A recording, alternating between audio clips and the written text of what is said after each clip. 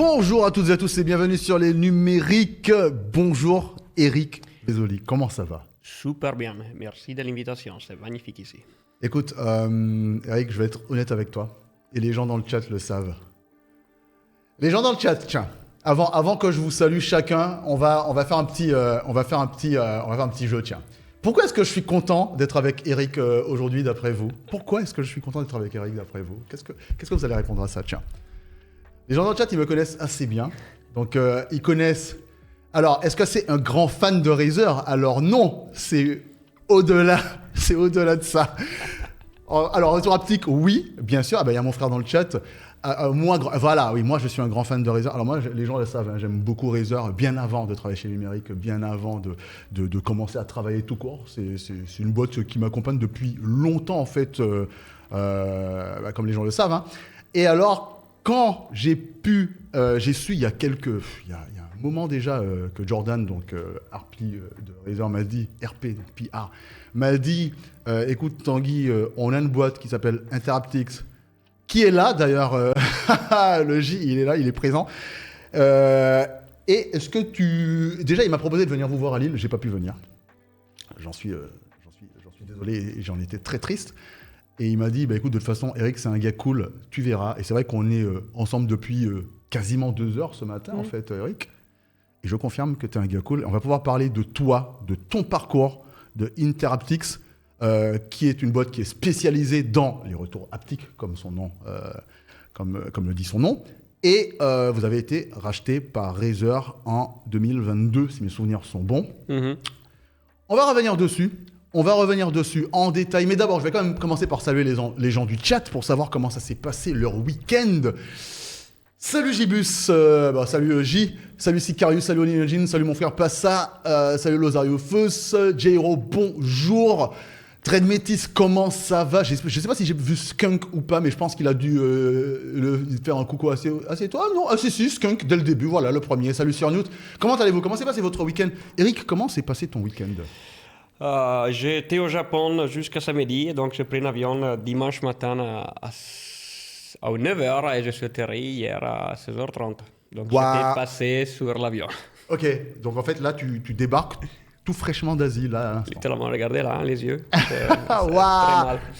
Alors, écoute, on est d'autant plus heureux que tu sois là parce qu'en fait, c'était, comment dire, t'es un guerrier quoi.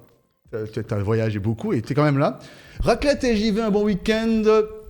Alors JV, il a lâché Razer, alors que Sir Newt, il est content de son Razer Firefly V2 Pro. Écoutez, personnellement, j'ai pas de souci avec, c'est pour ça que je suis toujours chez eux. J'espère que ça continuera comme ça. Sinon, vous autres, comment ça va? Mon Karl, le week-end? Tranquillement. Ok, tranquille. Un petit peu de Call of Duty, j'imagine? Oui. Bon. Avec Krisha, énorme. Bon, Krisha, ça fait longtemps que je n'ai pas vu sur le chat. Écoutez, aujourd'hui, on est là pour parler avec Eric. Et la première question que j'ai, mon cher Eric, c'est en fait, qui es-tu? Voilà, question basique. Qui es-tu? Tu t'appelles Eric Vézoli et tu es qui? Alors, je suis un immigré italien en France. Ok. On commence par ça. Devenu français depuis quelques mois. Donc, récemment? Oui, récemment. J'ai envie de dire félicitations. Oh, merci. C'est une histoire très marrante parce qu'ils avaient oublié de me le dire. Donc en fait, tu l'as appris, mais tu étais déjà français? Non, j'avais envoyé un email pourquoi ma décision de naturalisation n'était pas là, le 25 juillet. Et donc, ils m'ont répondu en octobre disant « Ah, pardon, on a oublié, vous êtes français. Bienvenue chez nous. » Énorme. Alors, bienvenue dans ce pays qui, je trouve, est un pays magnifique. J'aime beaucoup l'Italie aussi, hein, cela étant dit. Je suis déjà allé quelques fois et je trouve ça formidable aussi. Ok, vas-y, je te laisse continuer. Alors, je suis d'accord, la France, c'est magnifique. Donc, je suis là depuis 10 ans et j'ai migré en France spécifiquement pour faire une chose très bizarre. C'était un doctorat en haptique. Donc, finalement... Un doctorat en haptique. Alors, je t'avoue que quand Jordan m'a parlé de ça au départ, je me suis dit, mais qu'est-ce que c'est un doctorat en haptique? Ça m'a l'air tellement spécifique, je ne savais même pas que ça existait. Alors, je ne sais pas tout, hein, bien sûr, je ne suis pas omniscient, mais je ne savais pas du tout. Alors, qu'est-ce qu'on apprend quand on fait un doctorat en haptique? C'est quoi ton parcours avant d'aller vers ça? Pourquoi tu es allé vers l'haptique déjà? Qu'est-ce qui t'a guidé vers l'haptique? Et en fait, quand tu fais un doctorat en haptique, qu'est-ce qui se passe? Alors, très belle question. Alors, moi, je suis un peu un musicien amateur à la base. Et j'ai fait Polytechnique Milan pour la modélisation numérique. Donc, moi, j'ai un master en physique et mathématiques. Ok. Et donc, je cherchais quelque chose qui pouvait mélanger les deux. Donc, effectivement, il y avait continuer à être dans la recherche parce que je suis très passionné dans découvrir de nouvelles choses. Donc, je voulais me donner 3 ans pour être curieux et avoir l'opportunité de découvrir les choses. Ok. Et donc, il y avait tous les côtés. Tu vois, développement musical, choses comme ça, très intéressantes. Mais j'étais toujours une personne très tactile, surtout moi j'ai joué la guitare, et Ouais. que c'est un instrument vraiment du feeling. Ouais. Feeling tactile, donc que tu changes la guitare, ça change complètement la façon que tu joues. Et donc, j'étais fasciné par cette proposition de doctorat. Et j'ai pris mon petit avion, je suis arrivé à Lille, j'ai parlé avec les groupes de recherche, et je suis tombé amoureux de l'opportunité que Donc c'était de la pure curiosité au départ. c'était Que carrément... de la curiosité qui était liée à quelque chose que tu ressentais, mais et enfin, je veux dire, pourquoi je pose cette question-là? Parce que personnellement, moi, je ne savais pas que ça existait. À quel moment est-ce que tu as su que c'est en faisant ces recherches-là pendant ces 3 ans où tu t'es dit, je vais regarder un petit peu à gauche, à droite ce qui se passe, que tu t'es dit, que tu as vu, ok, il y a ça qui existe, je vais aller jeter un œil parce que ça touche un petit peu à ce à quoi j'aspire, quoi. Bah, l'opportunité de mon doctorat, c'était magnifique. C'était l'opportunité de ramener la simulation de texture sur un écran de smartphone. Ok, à la base, c'est de là que c'est parti. Oui, c'est de là c'est parti. Donc, Énorme. imaginez l'opportunité, on peut toucher des vêtements qui n'existent pas, on peut vraiment rendre cet matériel qui est froid, qui est plat, Ouais. complètement tridimensionnel au niveau du toucher. Donc, ça m'a fasciné comme opportunité. Attends, cette opportunité-là dont tu parles, moi ça me fait délirer parce que, en fait, en gros, tu es en train de nous dire que. Alors, salut Pépé! On a Pépé Garcia. Pépé Garcia, c'est Ah oui, phénomène. oui. Phénomène. On a Pépé Garcia dans le chat, on aime Pépé Garcia, on l'embrasse. Pépé Garcia. En fait, en gros, tu sais, j'ai tendance à. Alors. Tu verras, hein, je suis un joueur de l'immersion dans le jeu vidéo, dans le cinéma. J'en parlais d'ailleurs dans le chat jeudi. Je crois que je disais que je suis tellement immergé quand je fais quelque chose, même quand je regarde un film, je suis tellement immergé que j'ai l'impression que si je regarde par là, alors que la caméra, c'est un film, donc on ne voit que ça, que je peux voir ce qu'il y a. Tellement je suis dedans. Tu vois, l'immersion, c'est mon truc. Et là, toi, tu me dis que ce qui t'a attiré, c'était quelque chose, enfin, où tu peux essayer où tu peux, enfin, une promesse de ressentir sur un écran de téléphone portable des différentes textures. Exactement, c'était la capacité de rendre vivant qu'est-ce que tu voyais sur l'écran, que quand tu le touches, c'est plat. Ouais. Et donc, il y avait des technologies sur lesquelles j'ai fait mon doctorat qui pouvaient faire ressortir cette capacité de créer des textures, donc rendre cette interface plat vraiment plus intéressante, plus riche. Et ça m'a parlé énormément parce que, comme d'un musicien, je dis, si nous on peut ramener le feeling dans l'interaction avec la technologie, les capacités créatives et expressives sont énormes. Donc on peut créer aussi une nouvelle industrie créative. C'est dingue. Mais on est d'accord que ce dont tu parles là, ça n'existe pas aujourd'hui. Non, ça existe. Les grandes problématiques, c'est après mon doctorat, j'ai rejoint une autre start-up comme CTO qui s'appelle Up2You, qui est basée à Grenoble. Maintenant, ça s'appelle Vibranova, qui développe et commercialise cette technologie. D'accord. Les problématiques, ce n'était pas que la technologie ne fonctionne pas, c'était que c'est extrêmement compliqué à intégrer dans un smartphone. Ok. Ah oui, parce que oui, j'imagine bien que. Alors aujourd'hui, on a quand même pas mal de chance. Hein. Personnellement, les retours haptiques sur les smartphones, parmi les meilleurs, il y a les iPhones, il y a les Google Pixel aussi, où vraiment tu as vraiment cette sensation de bille qui roule, quand, notamment sur. Oui, tout à fait. Sur le multitasking et ce genre de choses-là, moi j'adore ça. Et effectivement, ça veut dire que pour pouvoir intégrer ce dont tu nous parles là, je trouve ça fascinant, il faut que les smartphones aient la technologie qui est en leur sein, et ça c'est difficile à intégrer dedans. Exactement. J'imagine sans avoir des briques épaisses comme ça, Exactement. ou bien des produits qui restent, entre guillemets, compétitifs d'un point de vue des finances en fait, Tout à fait. qui restent achetables. Ok, moi, tu vois, je serais ultra curieux de voir ce que ça pourrait donner de toucher un écran et d'avoir cette sensation, parce qu'en fait, aujourd'hui, on a quoi? Aujourd'hui, on a donc l'immersion visuelle, alors 3D ou réalité virtuelle. Hein. On a le toucher, on l'a un petit peu, on va en parler avec Razer Freya, avec le DualSense, avec les Switch Vibration HD et ce genre de choses. On l'a un petit peu, mais on n'est pas au niveau de ce que tu es en train de me dire là. J'avais vu sur, à l'époque, c'était sur, comment ça s'appelle le truc de Kickstarter, un device qui permettait de dégager des odeurs. Oui. On a aussi ça dans les cinémas, à la 4DX notamment, Oui. hein, petit déjeuner dans le cinéma, tu sais, toi, moi, je fais partie des personnes qui adorent adorent, pas exagérer, mais parfois dans certains films, notamment Tom Cruise, Top Gun. Dans Oui. Top Gun Maverick, en 4DX, moi j'ai trouvé que c'était assez énorme en termes d'immersion dans Top Gun Je suis Maverick. d'accord, j'étais allé le voir aussi. Voilà, tu vois, Carrément. Mais pour moi, c'est vraiment le film où je me suis dit, ok, en termes de 4DX immersion, c'est pas que du gimmick, tu vois, c'est vraiment, t'es dedans. Donc, on a l'odeur, parfois, bon, c'est rare, mais en 4DX, ça existe. Le toucher, c'est un peu spécifique, mais vraiment avoir cette sensation de toucher quelque chose et de tenir quelque chose, moi, je trouve que c'est plutôt bien. Et c'est d'ailleurs une des raisons pour lesquelles, personnellement, moi, je suis un gamer. Donc, en réalité virtuelle, j'aime bien tout ce qui est casque avec des accessoires, contrairement à ce que fait Apple avec le Vision Pro. Pour moi, il me faut quelque chose que je sens en main, parce que quand je prends un pistolet et que je tire, je veux ressentir que j'ai cet objet dans la main, alors qu'avoir ma main vide qui fait ça, ça m'intéresse un peu moins. Donc, ok. Ensuite, tu as vu cette technologie sur laquelle tu avais l'opportunité justement de t'enseigner, d'avoir un peu plus de choses dessus, sur ces touchés. Et ensuite, qu'est-ce qui s'est passé? Alors, j'ai fait mon doctorat, c'est hyper bien passé. Donc, Ok. effectivement, j'ai eu une belle team, c'est pas mal de succès. Et après tout ça, j'ai rejoint cette société comme CTO et je me suis rendu compte que j'étais l'unique vraiment techno-expert de la société et D'accord. je n'étais pas l'entrepreneur. Donc, je me suis posé quelques questions. Disons, est-ce que c'est bien que j'ai fait tout le boulot pour eux sans être vraiment l'entrepreneur? Et à ce moment-là, avec d'autres collègues du doctorat, qu'on s'est trouvé pas mal bien à travailler ensemble, on a décidé de regarder, c'était le moment de l'explosion de la réalité virtuelle, c'était le 2016. Ouais. Et donc on a dit... C'est là où j'ai eu mon premier casque VR aussi, tiens. Exactement. 2016. Donc on s'est posé la question, on dit, look, la VR c'est bien, il y a la vision, il y a l'audio, mais il n'y a pas le toucher. Ouais. Et donc on s'est posé la question, comment on fait nous, qu'on a l'expertise, on a développé une expertise non négligeable dans ce domaine-là, est-ce qu'on peut ramener, on essayait de ramener les touchés de la réalité virtuelle. Ok. Et donc ça c'était 2016, on était déjà au 2017, on était déjà au CES le 2017 avec on avait développé des bagues imprimées en 3D Ok. qui rendaient les sensations de toucher sur la bout du doigt. Ok. Donc quand on fermait la main, on allait ressentir l'objet virtuel dans notre propre main. Ok, je vois. Et c'était des petits bagues, c'était des petits bagues connectés en Bluetooth, on en mettait 3 à chaque main et on pouvait interagir. Ok. Excellent. Et effectivement, à ce niveau-là, on utilisait le Leap Motion. Je pense qu'on était pratiquement les premiers à utiliser le Leap Motion sur la VR. On avait écrit notre propre driver.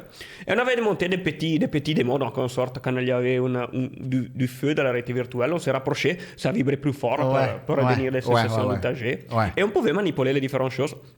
Et ça a hyper bien passé. On a eu pas mal d'articles. Ouais. Et on a dit, bon, on est sur quelque chose là-bas. Voilà, parce que vous touchez... Au CES, en général, si jamais il y a un truc qui marque un peu, là, vous vous êtes dit, ah ouais, en fait, on tient un truc. Notre idée, elle est bonne. Donc, en fait, on va aller plus loin. C'est effectivement, il y a cette besoin, il y a besoin de toucher. Dans la recherche, on l'appelle le need for touch. Donc, cette besoin d'interagir, ressentir quelque chose pour le faire devenir vrai. Comme tu dis, je veux toucher quelque chose. Voilà. Parce que sinon, dans le vide, alors c'est bien, on n'a pas d'accessoires, mais en même temps, c'est pas bien parce qu'on n'a pas cette sensation d'être. Quand on prend une épée, on la tient, l'épée, on la sent dans notre main. On n'arrive pas encore à avoir une sensation de poids, mais par contre, et même une sensation de résistance quand on tape sur épée contre épée. Mais au moins, on a cette sensation de sentir quelque chose en main. Et tu as raison, le need for touch, ok, je valide. Tout à fait là. Donc là, ça rejoint un peu la création du dispositif pour créer quelque chose. Par contre, en parallèle de tout ça, la boîte après on l'a créée, en parallèle de tout ça, pendant mon doctorat, moi j'ai développé 3 dispositifs différents. Et chaque fois, je devais redévelopper tous les logiciels pour les faire fonctionner. Pour chaque dispositif. Pour chaque dispositif. Alors, ce que tu dis là, c'est ultra intéressant parce qu'en fait, il y a Dread Métis qui nous dit le haptique en périphérique de Simu, c'est bien. Donc, Simu, donc j'imagine de voiture ou d'avion et ce genre de choses. Malheureusement, entre parenthèses, merci Microsoft, le SDK pour le haptique est un peu la misère sous Windows. Alors, je pense que la transition vers ce que tu vas dire là, elle est toute trouvée. Écoute bien, mon cher Métis, ça c'est pour toi ce que va dire Eric. Vas-y. Tout à fait. Donc, on s'est rendu compte qu'on a redéveloppé 4 fois les mêmes problèmes. C'était le logiciel pour faire fonctionner l'applique. Et à ce niveau-là, on s'est dit, mais pourquoi on ne peut pas développer un logiciel pour designer l'applique générique, que ça peut fonctionner pour tout, donc un SDK générique. Ok. Et on a soumis tout ça à les concours d'innovation ici en France, dans le 2018, Ok. qui on a pour faire quoi? Pour définir la norme haptique qu'on a remportée dans le 2018. Ok. Donc, c'était... ouais. Et alors, j'ai une question sur ça. Alors, c'est vraiment une question, pour le coup, peut-être une question un peu bête, parce que moi, j'ai pas les connaissances du tout, mais quand on fait, quand on soumet quelque chose comme ça, est-ce qu'on le brevette rapidement, ou bien est-ce qu'on le soumet et puis on voit comment ça se passe, ou bien est-ce qu'on protège son travail? Comment ça marche d'un point de vue très concret? C'est une bonne question. Donc, la différence, c'est différent dans l'hardware et dans le logiciel. D'accord. Pourquoi? Dans l'hardware, le moment que tu crées quelque chose et tu le mets sur le marché, c'est très facile pour quelqu'un l'ouvrir, le démonter, regarder qu'est-ce qui se passe. Ouais, donc ça c'est le rétro-engineering. Et rétro-engineering, correctement. Donc, quand tu fais de l'hardware, c'est très important de le breveter parce que du moment que c'est dehors et si c'est pas protégé, quelqu'un il peut copier. Ok. Et c'est relativement facile de prendre un hardware d'un compétiteur, l'ouvrir et voir qu'est-ce qui se passe. Bien sûr. Dans les logiciels, par contre, si tu brevettes, tu peux brevetter des process. On fait A, B, C en série et après ça fonctionne D. Ok. Ça, c'est un logiciel. Le problématique du logiciel, c'est que c'est très compliqué pour quelqu'un aller regarder un logiciel d'une autre personne et être sûr que ça fonctionne de la même façon. Ok, je vois. Donc, le rétro-engineering fonctionne moins bien sur du logiciel versus du hardware, quoi. C'est très compliqué parce que, comme tu fais savoir où c'est fait. Ouais. Donc, dans les logiciels, il y a une décision. Est-ce que tu simplement implémentes un process et tu n'y rien à personne et simplement ça fonctionne Ouais. et tu protèges rien. Ok. Si tu le brevettes, par contre, le process, ça sera public. Ouais. Et ça sera très compliqué à les redécouvrir. Donc, ça dépend de certains process qui sont très fondamentaux, peut-être que tu veux les protéger, Ouais. mais tous les autres process pour les mettre en œuvre, probablement non. Non, je comprends. Parce que pour qu'il puisse y avoir un aspect communautaire, un aspect développement global. Oui, tout à Ok. fait. Ok. Et donc, là, sur les logiciels, on avait des brevets sur l'hardware. Ouais. Sur le logiciel, on a breveté que quand on a soumis la norme MPEG. Mais ça, on On arrivera va à en ça. parler, ok. Et donc, pour retourner au logiciel, effectivement, on a remporté cette projet qui s'appelait Interaptix. Et dans ce projet Interaptix, c'est né le brand qu'actuellement on utilise parce que c'est devenu notre projet principal. Parce qu'on s'est rendu compte que tout le monde il avait ces problèmes-là. Ouais. Ok. En fait, la base, j'ai envie de dire, de quelque chose d'efficace pour moi, c'est un souci. Plein de gens ont ce souci-là, on n'a pas la solution, on peut apporter une solution, bam, on apporte la solution, et ben là c'est devenu donc votre cœur de métier. Exactement, oui, Ok. tout à fait. Et d'ailleurs en fait c'est vrai qu'en y réfléchissant, alors moi je pensais quand on m'a dit salut Gatsu, quand on m'a dit Eric Interaptix machin, oui alors le nom je me suis dit oui c'est joli Interaptix et en fait quand on y réfléchit le nom coule de source. Interaptix ça coule de source en fait donc c'est de l'aptique de façon transversale.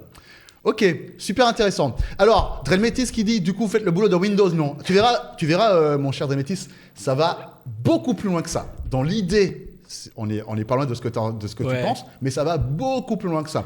Ok. Eh ben, écoute, une fois que tu as fait ça, tu as fait Interaptix, etc.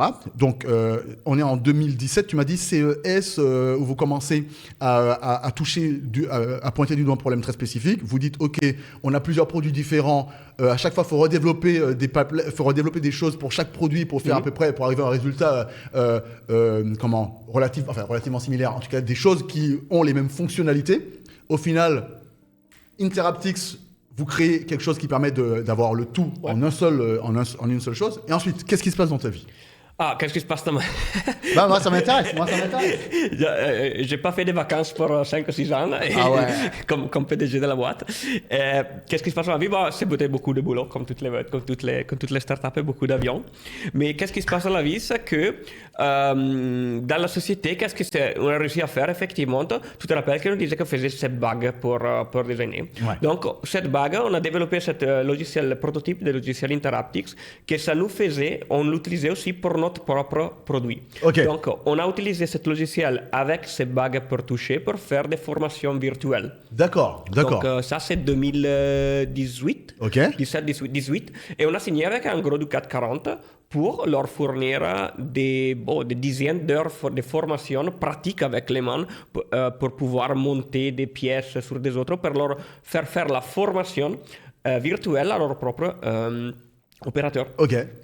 Et tout ça, c'est resté en sorte comme pour nous, c'était toujours un exemple de qu'est-ce qu'on peut faire avec toute cette technologie. Ok.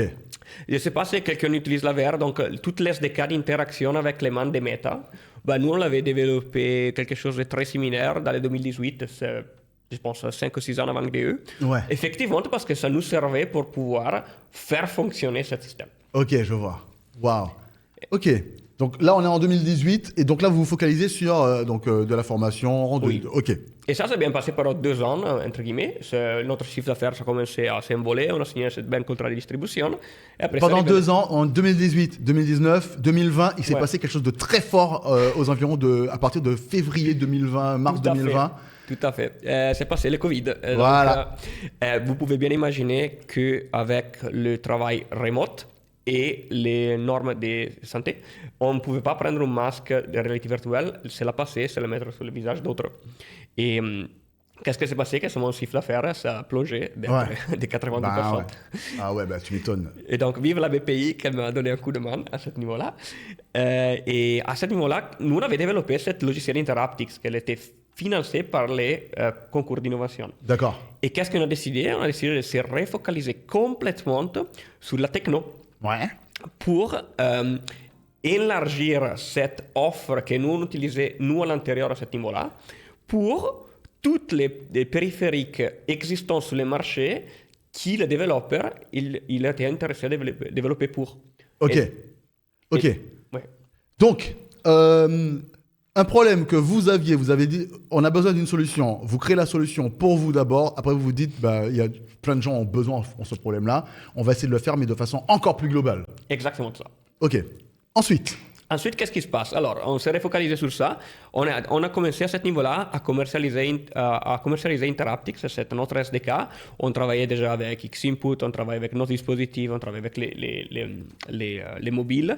Ok. Et qu'est-ce qui se passe? C'est qu'il y a eu un appel à technologie par MPEG. MPEG, c'est la norme c'est l'ISO fondamentalement, qui il publie des standards pour les médias comme l'MP3, l'MP4 Voilà. et tous les autres standards d'encodage de la musique et du vidéo. Ils ont ouvert la première appel à technologie pour encoder les sons touchés. Ok. En fait, donc, ça a été pour toi, pour tes équipes, comme un appel d'air finalement. C'est-à-dire Tout à fait. il y a eu une requête de la part de MPEG, donc comme tu le disais, hein, qui est là pour pouvoir justement faire des normes de compression, hein, pour la vidéo, pour l'audio, ce genre de choses. Et ils ont dit, on veut un truc dans ce genre-là pour le toucher. Tout à fait. Ok. Et c'était un appel à projet soutenu par Apple, Google et Sony, aussi, Ok. qui avait dedans, Ok. qui se sont rendus compte que chacun il avait son propre stack technologique et les problématiques, c'est que Sony et Apple, ils n'allaient jamais à supporter les autres. Ouais. Tout à fait, parce que c'est pas dans leur corps de Bah métier. oui, bah oui. Ils sont, on le sait, ils sont. Vous, je suis au cas. Je suis là, c'est moi ça. Vous le savez pertinemment.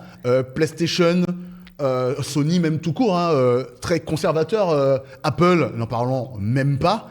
Et donc, ils soutenaient quelque chose qui pourrait être transversal, mais pas en donnant leur propre solution aux autres, parce que de toute façon, en fait, ils avaient une solution qui était propre, enfin, qui faisait peut-être une de leurs valeurs ajoutées aussi, j'imagine. d'une Tout à fait. certaine Mais façon. c'est plutôt qu'ils n'ont pas d'intérêt. Donc, pour eux, c'est important que les applications créées sur leur propre système, ça fonctionne.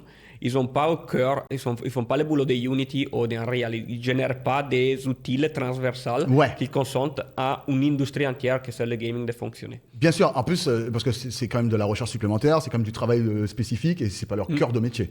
Ok, bah c'est exactement ça. Il fallait un format, comme nous dit Sicarius, un format standard pour que ça fonctionne sur tout. Donc ça, c'était la volonté de MPEG. Tout à fait. Ok. Donc, nous, avec MPEG, on avait développé littéralement un format sur cette même stratégie depuis le début, que c'était notre projet d'innovation, le concours d'innovation, que c'était effectivement un encodage qu'il fallait, qu'on peut utiliser pour supporter une énormité de typologies d'aptiques différentes. Donc, on ne parle pas que de vibrations, on parle de force, on parle de souplesse, on parle de température.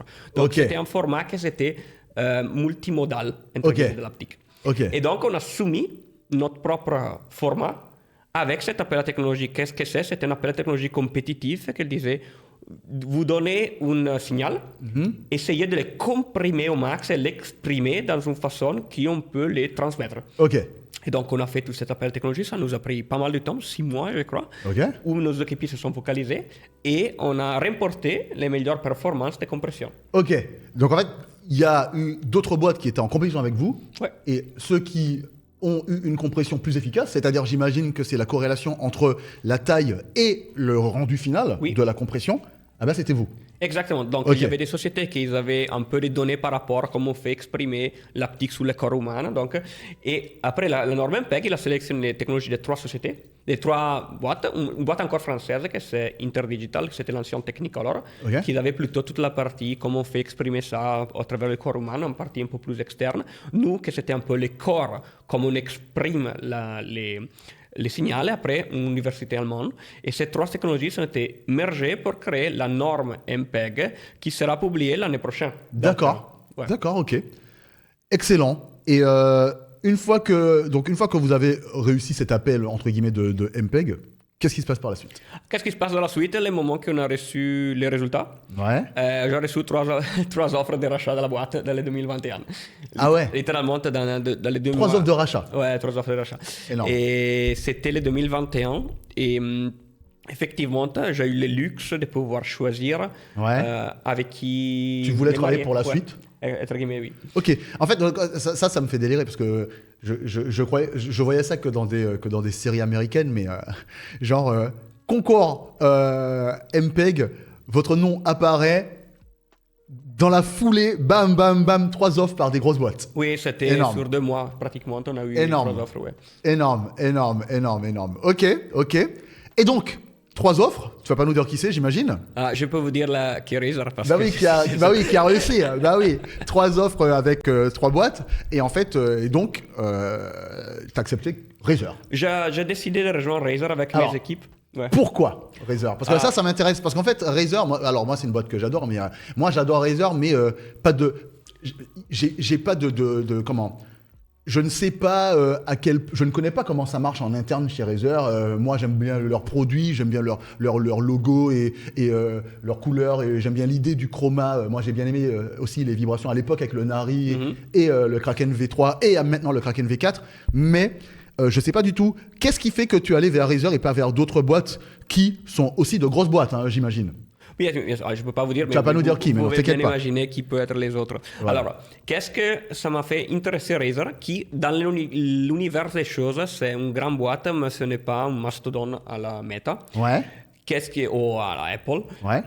Qu'est-ce que ça m'a intéressé, c'est vous allez regarder dans le 2019, le CES, Min, je crois, il a publié un article qui il disait notre objectif, c'est créer une plateforme où plusieurs dispositifs haptiques peuvent travailler tous ensemble pour créer une expérience complètement immersive dans les jeux vidéo. Alors. Je Ah pense que si. Non mais attends, je l'ai. Allez, on va aller sur Gamergen. CES 2019. CES 2019. Razer veut nous faire vibrer avec son écosystème haptique HyperSense. Donc ça, alors, est-ce que c'est l'ancien nom de Sensa? Ou bien est-ce que je sais plus. Il me semble que c'est devenu Sensa tout court. Je sais qu'avant, ça s'appelait HyperSense. Et à l'époque, effectivement, il y avait le Nari Ultimate qui était sorti en 2018, que moi-même j'ai eu, hein, ce casque-là que j'ai eu. Et effectivement, donc c'est Min qui disait... Donc, effectivement, il a envie de faire quelque chose de global. Et ça, donc ça, tu l'avais... Alors là, je lisais cet article, je dis ah, ça c'est Interaptics. Ok. C'est littéralement Voilà, ça. c'était vous, ça vous parlait directement, quoi. Ça nous parlait. Et effectivement, la grande différence entre Hypersense et Sensa, c'est que Hypersense c'était quelque chose qui s'était basé que sur le son. Okay. C'était un modèle procédural qui extracte l'aptique du son et le fait fonctionner intelligemment avec ça. Ouais. Sensa, c'est vraiment une étape beaucoup supérieure parce que ça fonctionne avec le son, oui, mais l'objectif, c'est créer une partie qui l'aptique s'était créée ab initio. Donc, c'est créé vraiment à partir et designé à l'intérieur du jeu vidéo. Ouais. Et les deux choses, ils travaillent main à la main. Donc, quand on n'a pas l'intégration, on a l'audio, et quand on a l'intégration, on a une expérience qui s'est co-designée avec les jeux vidéo. Alors ça, par exemple, je peux montrer un exemple tout court, parce que, en fait, personnellement, moi, effectivement, j'avais essayé... Là, on parle du Freya. Enfin, là, je vais vous montrer un exemple sur le Freya. Le Freya, c'est ce dont parle Fraruto. Alors, c'est pas une chaise haptique, mon cher Fraruto. Hein. Alors, c'est pas du téléachat, hein, mais je vous montre parce que c'est ce dont on va parler. Je sais que ça fait plaisir qu'on le montre, mais c'est ce dont on va parler. C'est un tapis. Enfin, c'est un tapis. C'est un coussin C'est un qu'on coussin, pose sur une chaise. Je vous montre comment ça marcherait éventuellement sur un fauteuil comme celui-là. Hein Hop, c'est parti. Oh, j'ai fait la catastrophe. C'est Oui, pas grave, exactement. c'est pas grave. C'est c'est une ma bouteille faute. d'eau. Voilà. Là, c'est posé comme ça. Normalement, c'est sur un bureau. Et en fait, le siège, comme vous allez voir sur la vidéo que je vais vous poster, que je vous ai postée ici. Merci mon cher Carl d'amour. C'est ma faute. Bon, Si t'inquiète. tu veux d'autres eau, tu me dis, je vais t'en chercher un, ok? Ah ben là, concrètement, dans un jeu qui a été développé pour... Est-ce que ça marche pour le cinéma maison? Alors, j'imagine qu'on va en parler peut-être tout à l'heure, comment Oui. ça marche en audio to haptics. Là, attention, on n'est pas dans du audio to haptics sur... Là, c'est Final Fantasy XVI. Là, c'est pas du audio to haptics. Là, ça a été développé en collaboration avec Square Enix Tout à pour fait. pouvoir le rendre le plus immersif possible. Exactement. Concrètement, regardez ce qui se passe.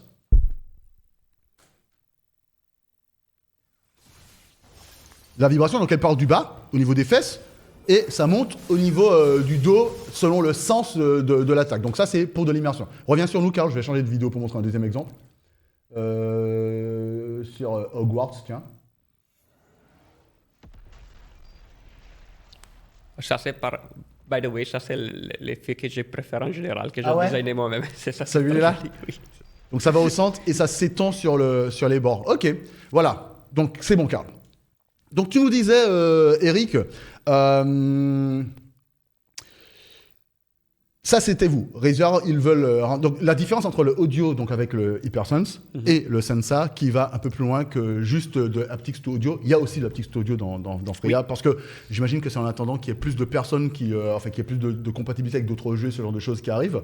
Oui, alors c'est effectivement quand on développe, ça c'est un peu la philosophie de développement du produit juste. Quand on développe un produit, et surtout quand c'est un produit complètement nouvel comme Freya, qu'il n'y a pas vraiment de compétiteurs, il y a des startups qui font quelque chose de similaire, Ouais. mais avec une ambition autant élevée qu'on a nous pour l'aptique, il faut être sûr que les joueurs, ils peuvent trouver, nos clients, ils peuvent trouver de la valeur dans le produit dans tous les contextes d'utilisation. Ok. Donc, Freya pour nous, et les casques Hypersense, les Kraken V4 Pro, c'est aussi un objet, un produit qu'on peut utiliser avec n'importe quel média. Ouais. Donc nous, on regarde la musique, les movies et les jeux vidéo. Ouais. Donc il fallait, numéro un, que ça peut fonctionner avec tout et créer quelque chose de magique ou jusqu'à un certain niveau avec tous ces médias. Donc audio Ok. to haptics, c'est hyper important. Ok.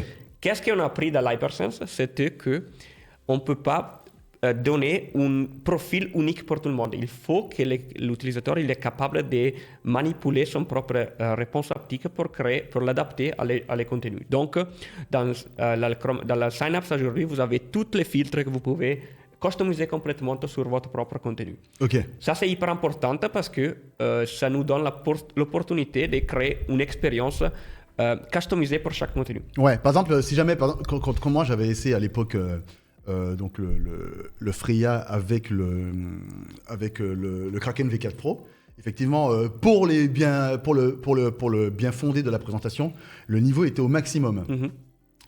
Si bien que moi je trouvais que c'était un peu trop fort pour ma sensibilité à moi.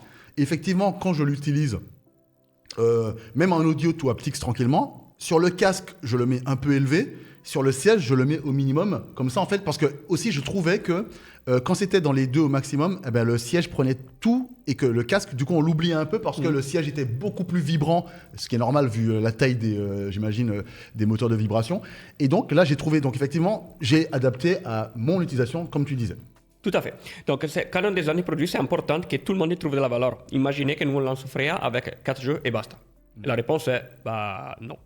Je ne pense pas autant d'argent ou la quantité d'argent pour acheter ça. Donc, première chose, être sûr qu'il y a la valeur partout. Ouais. Et après, ça, ce n'est pas assez. Pourquoi ce n'est pas assez? Parce que il y aura toujours des expériences que les sons, ils ne peuvent pas capturer. Bien Je sûr. vous donne un exemple. Imaginez que les sons, ça fonctionne surtout sur les basses. Donc, on récupère les basses et on les transmet. Imaginez qu'il y a une magie qui a qu'on s'appelle la fréquence, c'est plutôt sur la partie élevée. Ouais. Donc, on va la perdre. Bah oui, on l'aura pas parce qu'elle n'est pas assez, c'est pas assez dans les basses, quoi. Tout à fait. Donc, Ouais. ça ne veut pas dire que l'expérience du jeu, ça sera mal. C'est simplement que ce n'est pas au niveau que nous, on se pose. Nous, on veut être au top du top de la qualité d'expérience. Ok. Donc, à ce niveau-là, ça rentre Sensa HD Haptics, les SDK, que c'est Interaptix. Ok. Donc, la raison pour laquelle on a rejoint Razer, c'est-à-dire qu'on avait toute la technologie prête Ouais. pour faire la façon que les jeux vidéo, l'éditeur de jeux vidéo, il pouvait intégrer des dispositifs nouveaux. Pourquoi? Parce qu'on avait déjà tout fait. Ok. Et donc, effectivement, un an et demi après avoir rejoint Razer, on avait déjà lancé la Kishi Ultra, Ouais. qui c'est la manette. Ouais. qu'avec cette- D'ailleurs, cette, moi, alors moi, j'ai testé cette manette-là ici même en fait. Enfin, j'ai testé. On n'a pas fait un test sur les numériques machin, mais c'est moi, j'ai testé. J'ai donné mon ressenti aux gens dans le chat. Et effectivement, c'est l'une des premières choses, hein, c'est que quand on l'allume et qu'on est sur le menu Razer Nexus là, en tout cas sur mon téléphone portable, et que rien que quand on déplace, effectivement, on sent que ce sont des vibrations qui sont subtiles et qui sont travaillées entre guillemets. C'est pas un bzz, bzz, un peu dégueulasse, basique comme on peut avoir sur plein de trucs, ou bien sur des smartphones un peu d'entrée de gamme. Et c'est vrai que je savais pas que c'était vous qui aviez fait ça. Oui, Et c'est l'une des premières choses où quand j'avais touché, où je m'étais dit ah effectivement ça change, c'est subtil en fait. Et pour moi c'est super important. Tout à fait. Alors, effectivement, ça, c'était le premier produit qu'on a sorti avec Razer. Et c'était un peu une démonstration technologique que les choses, ça peut ramener une vraie valeur au niveau de user experience et remonter la qualité. Et tout ça, il a généré une énormité d'intérêt à travers les games developers parce qu'au CES 2024, on a lancé Project Esther, qui c'était les grands-pères de Freya, Ouais.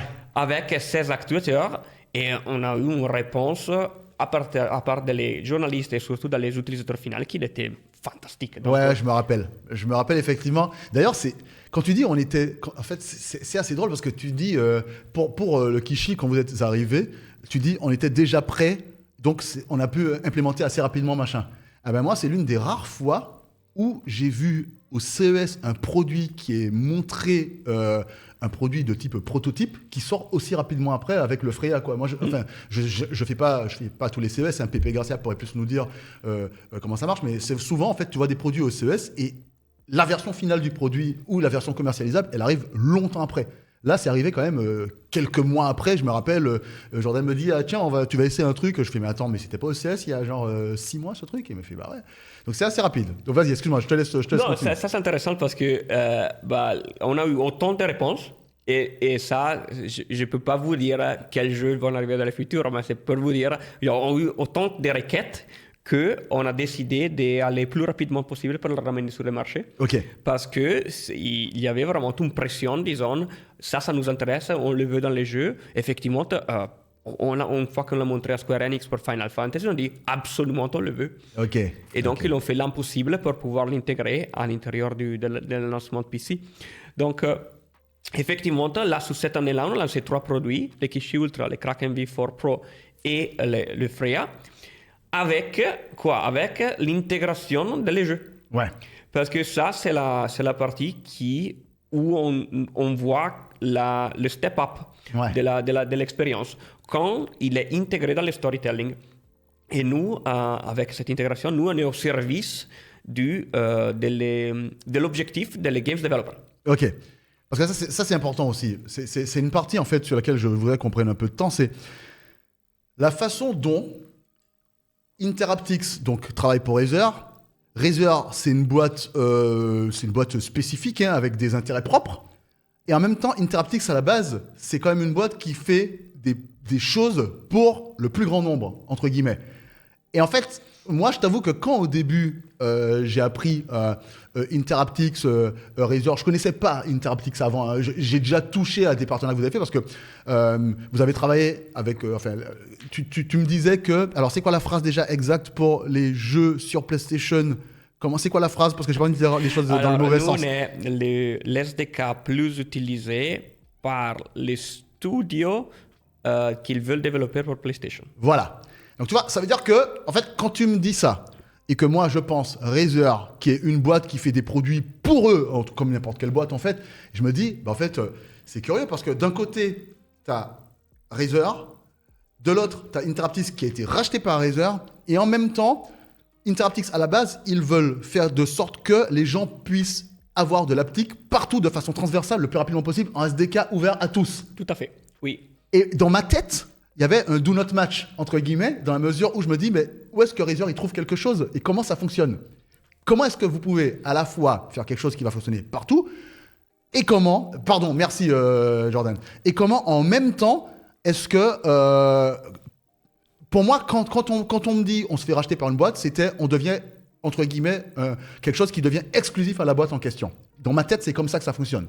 Alors, je comprends très bien, Ouais. et ça c'est la stratégie normale. Par contre, dans l'optique, souvent, il y avait cette remarque, mais pourquoi il n'y a pas l'innovation dans l'optique? Pourquoi on n'arrive pas à faire l'immersion quand les dispositifs de prototypes, il y a eu un milliard, si vous regardez l'histoire. La raison, c'est extrêmement simple, c'est-à-dire chaque fois que vous demandez à des contenus comme les jeux vidéo ou des movies d'intégrer une technologie, ça demande de l'effort. Et ça demande de l'effort chaque fois que vous devez l'intégrer. Imaginez dans l'optique, vous avez les manettes Xbox, les manettes PlayStation, les vibrations Apple, les vibrations d'Android. Donc, chaque fois que vous devez intégrer l'optique, vous devez le faire pour chaque plateforme. Ok. Donc, c'est quoi le problème? Le problème, c'est que, les développeurs doivent réapprendre à le faire. Donc, les développeurs sont lazy, ils ne veulent pas le faire. Ouais. 2, ça coûte de l'argent chaque fois changer. Bien sûr. 3, les Q&A, c'est différent. Le résultat de base, c'est qu'il n'y a pas d'incentive pour les développeurs d'intégrer ces technologies.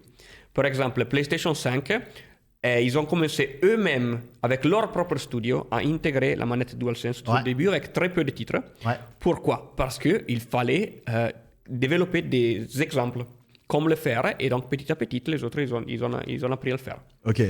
Donc, c'est-à-dire que concrètement, on va prendre, je sais pas, je prends un jeu au hasard et je dis, imaginons qu'il soit multiplateforme, donc PlayStation 5, PlayStation 4 exprès, Xbox Series, Xbox One, PC et allez, même Switch. Je sais pas quel jeu.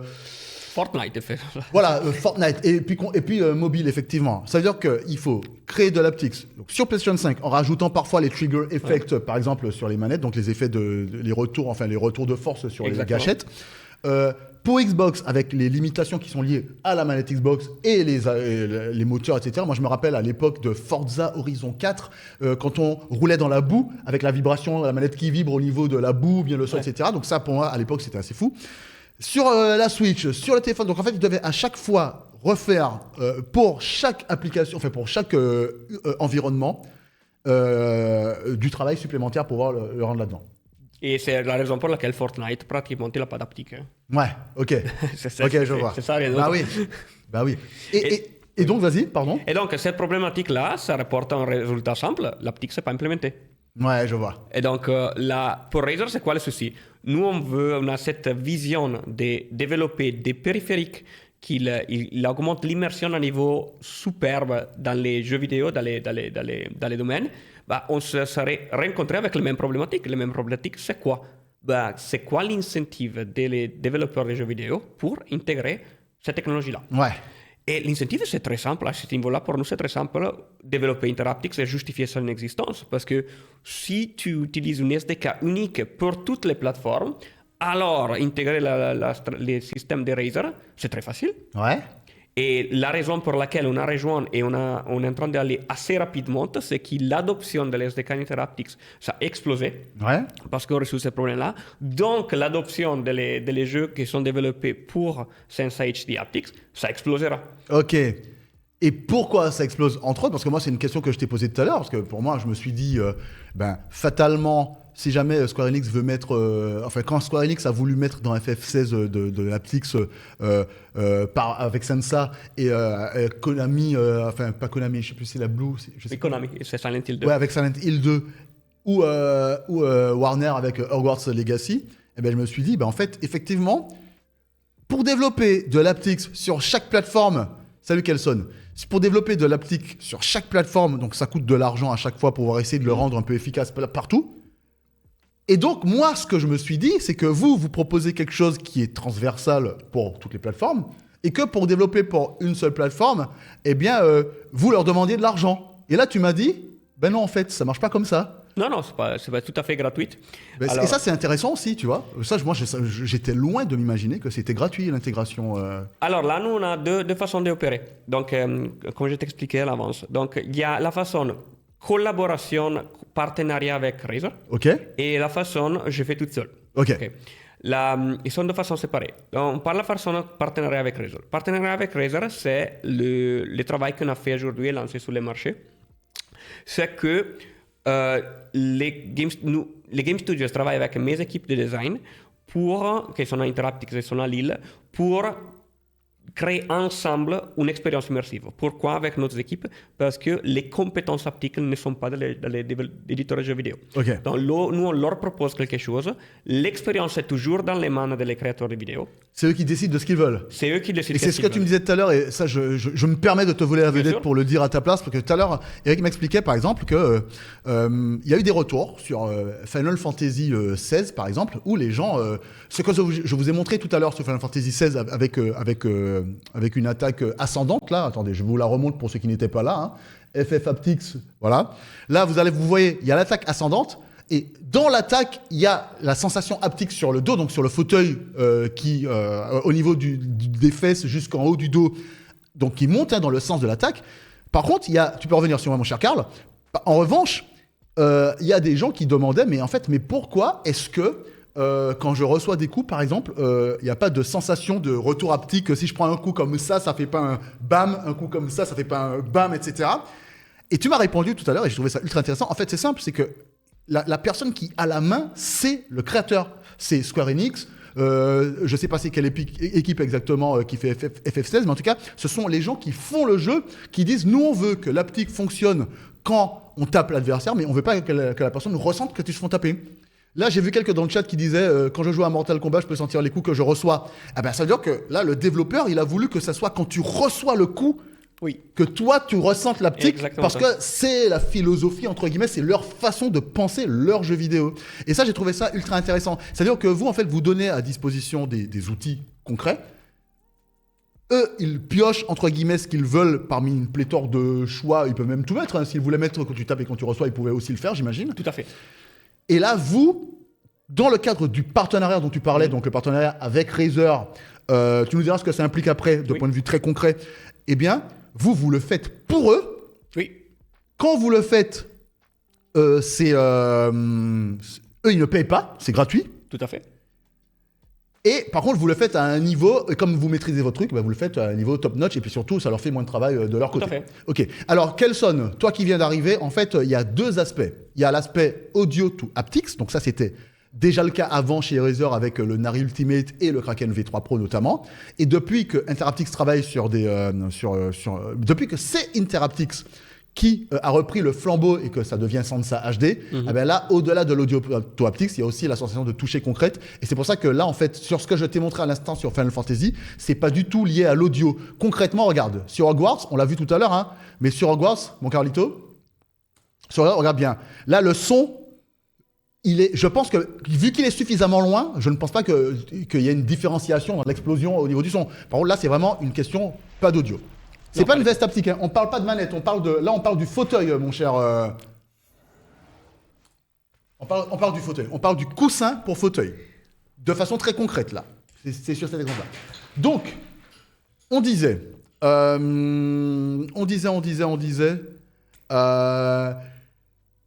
eux, ils choisissent ce qu'ils veulent. Oui. Final Fantasy, c'est quand on tape. Mortal Kombat, c'est quand on reçoit. Tout à fait. Par exemple. La raison, c'est simple, parce que Final Fantasy XVI, il avait des éléments de Devil May Cry. Ouais, exact. Qui s'étaient un peu plus focalisés sur les combats. Et dans cette hack and slash, le focus, c'est toujours sur les dommages que tu fais, parce que ce que tu reçois. Mortal Kombat, by the way, Mortal Kombat, ce n'est pas encore annoncé officiellement, mais ça fonctionne déjà. Donc, je vois que quelqu'un l'a déjà testé. Ouais. Ça fonctionne. Mortal Kombat 1, c'est superbe de l'autre côté. Et Mortal Kombat, ça, c'est un peu indiquer l'effet qu'on a eu sur les éditeurs de jeux vidéo. Mortal Kombat et Hogwarts sont les mêmes éditeurs. Oui, c'est Warner Bros. Et donc, on a fait un après l'autre parce qu'ils ont vraiment très bien aimé qu'est-ce qui ramène la sensation. C'est tout sur les coups reçus. Ouais. Parce que les focus, ça doit pas... ça doit mettre les joueurs dans les conditions de ressentir quand ils ne jouent pas bien. Donc, c'est vraiment une philosophie qui est complètement différente. Pour te montrer qu'ils te victimisent, oui, parce que tu as pris des coups, donc tu dois le ressentir. Après, c'est très Mortal Kombat où tu as vraiment un petit côté un peu sadomaso, très, très assumé. Ok. Et donc, nous, avec nos équipes, on propose des designs pour les jeux, mais au final, on est au service de l'esprit créatif des éditeurs. Ok. Et on peut suggérer. Et donc, qu'est-ce qui se passe maintenant? C'est qu'il y a tout un apprentissage à l'intérieur des games developers pour savoir qu'est-ce qui fonctionne et ne fonctionne pas. Et alors, tout ça, ça génère pour nous, ça augmentera toujours la qualité des expériences futures. Bah oui. Et après, qu'est-ce que c'est intéressant de tout ça? Vu que c'est nous qui développe les assets sur notre propre IP, Okay. et nous, on les redonne gratuitement à la communauté. Ok. Vous pouvez déjà télécharger tous les effets haptiques des Mortal Kombat, des Final Fantasy et des Hogwarts gratuitement sur interaptics.com Ok. et l'utiliser dans votre propre jeu ou les changer, les modifier dans votre propre jeu. Et tout ça, ça revient à la deuxième façon qu'on travaille avec les studios. Vous pouvez prendre l'SDK à ce niveau-là et l'intégrer dans votre propre moteur de jeux vidéo. On a l'intégration avec Unreal, avec Unity, avec GameMaker ou les moteurs de jeux externes en C++ et avoir accès à toute cette base de données infinie, pratiquement très grande, pour développer les retours haptiques dans votre propre jeu. Ok. Et dans ce cas-là, ce n'est pas un partenariat avec Razer. Ouais. C'est C'est que fait- Interaptix. C'est que Interaptix, Ok. c'est fait par les développeurs de jeux vidéo. Et à ce niveau-là, ça vous donne accès à toutes les plateformes supportées. Donc, effectivement, c'est une façon de travailler qui, dans une façon, on peut aller très rapidement sur le marché avec des partenariats. Ouais. Pourquoi? Parce que vous savez que le cycle de développement du jeu vidéo, c'est 2-3 ans. Donc, le moment que vous devez rajouter un nouvel SDK dedans, ça prend vraiment pas mal de temps. Ouais. Donc, on peut être rapide sur le marché pour créer des premiers jeux qui inspirent les autres, fait un partenariat. Et après, nous, on a une énormité de développeurs. Aujourd'hui, on a plus de 50 000 développeurs Ouais. qui utilisent l'SDK, qui sont en train de développer une énorme famille de jeux qui vont arriver petit à petit les prochaines années. Bah oui, parce qu'en fait, quand ils développent pour des jeux, des partenariats, quand ils développent avec Interactive, avec l'SDK pour leurs jeux vidéo, en piochant, j'imagine, à gauche, à droite, sur ceux qu'ils ont déjà téléchargés, eh ben, eux-mêmes, ils vont en créer, ça va revenir sur le marché aussi, et d'autres pourront s'en servir. Exactement. Et donc, c'est une sorte de cercle vertueux comme ça qui va continuer d'alimenter une base de données qui ne va cesser de grandir et qui fonctionne en transverse. Sur plusieurs plateformes en même temps. Et c'est ce que tu disais, c'est que, en fait, avoir effectivement un truc pour la PS4, un truc pour la PS5, un truc pour ceci, un truc pour cela, ah ben, c'est plus difficile, ça demande plus de temps que de travailler sur quelque chose qui va en fait fonctionner relativement partout Tout et à en fait. compressé. Ok, excellent. Et- Ça, mon Karl. Bon. Et ça, c'est effectivement les deux façons de travailler pour créer des expériences tout de suite pour nos clients. Donc, il fallait, on voulait lancer avec des titres qui généraient une expérience intéressante pour nos premiers clients. On voulait leur donner une valeur. Excuse-moi. Est-ce que tu peux lui remplir sa bouteille d'eau vite fait, s'il te plaît? Tu peux? Non, ça va, je pense. Ça va, t'es sûr? Ça va. Ah, ok, non, c'est bon, mon Karl. Merci. Ok. Et donc, c'était généré une façon. Et donc, là on a Mortal Kombat qui ne n'est pas encore annoncé, que ça sera annoncé. Mais c'est bientôt. sorti. On a J'adore. 4 ou 5 jeux qui vont venir en décembre. Ok. On a une super annonce au COS. Ok. Et petit à petit, ça va qu'augmenter tout ça. Parce qu'on a eu un retour très très fort. Et de l'autre côté, et ça, c'est son fait en partenariat avec nous. Et de l'autre côté, il y a toute la famille de tes jeux qui vont arriver dans le futur parce qu'ils veulent avoir l'applique un peu pour toutes les plateformes, qu'ils vont avoir aussi sans ça. Ok. Et donc, vous allez avoir avec cette produit que la valeur, ça va qu'augmenter avec le temps. Et l'audio haptics, par exemple, ça sera toujours appelé merger avec la SSHD haptics. Et on aura toute une expérience que ça va augmenter le niveau d'immersion.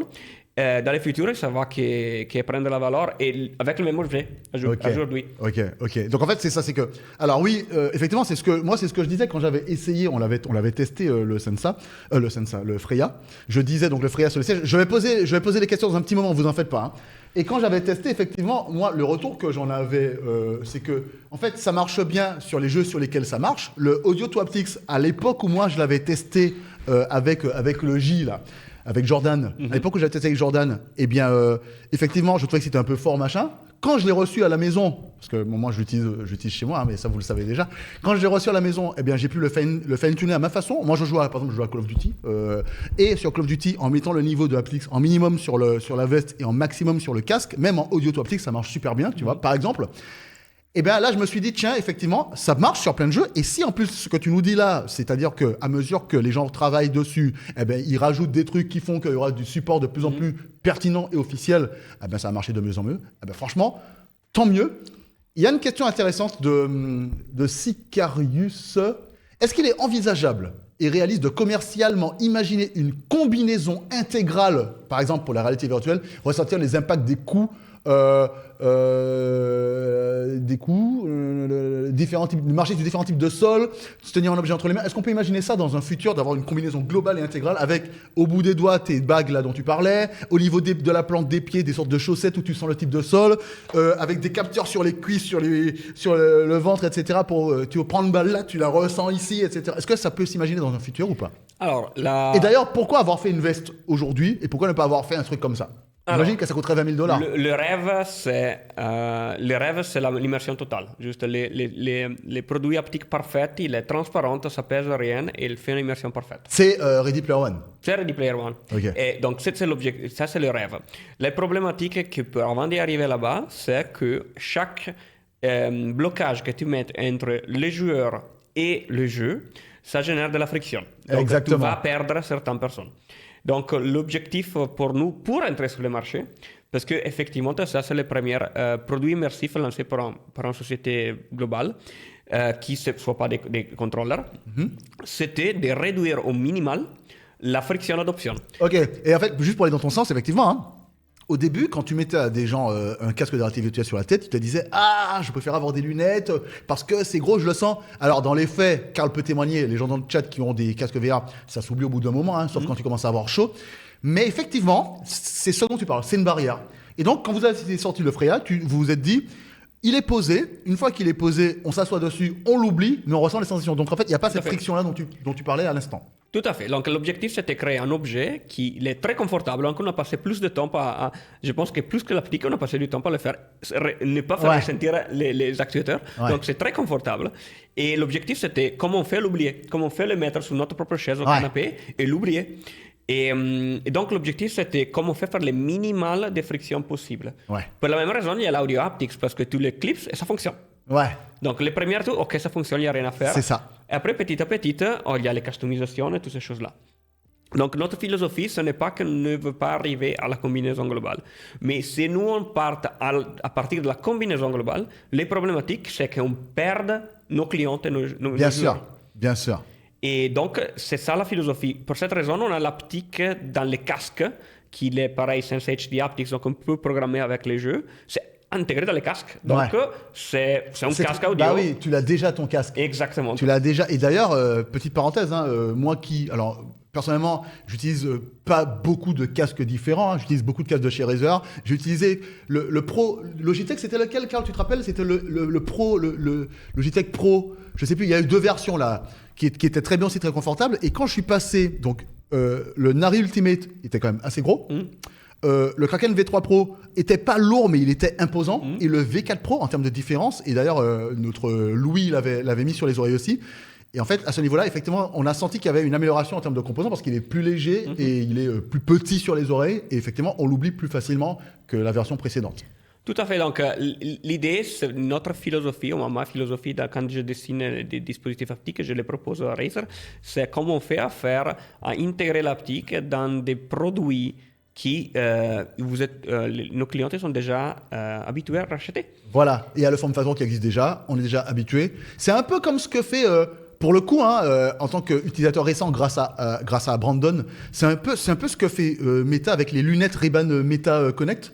Où, en fait, ce sont des lunettes que tu mets sur les yeux, ça se porte comme des lunettes, tu ne ressens pas de différence avec des lunettes, c'est juste que tu as des choses en plus et ça devient presque transparent. Tout à fait. Ok, donc, dans l'idée. Ça c'est les philosophies pour pouvoir créer des nouvelles fonctionnalités dans des produits qui existent déjà, parce que l'éducation du client à niveau de quelque chose, par exemple, les casques de réalité virtuelle, ça prend une énormité de temps dans un côté et une énormité d'investissement pour créer un besoin d'écosystème.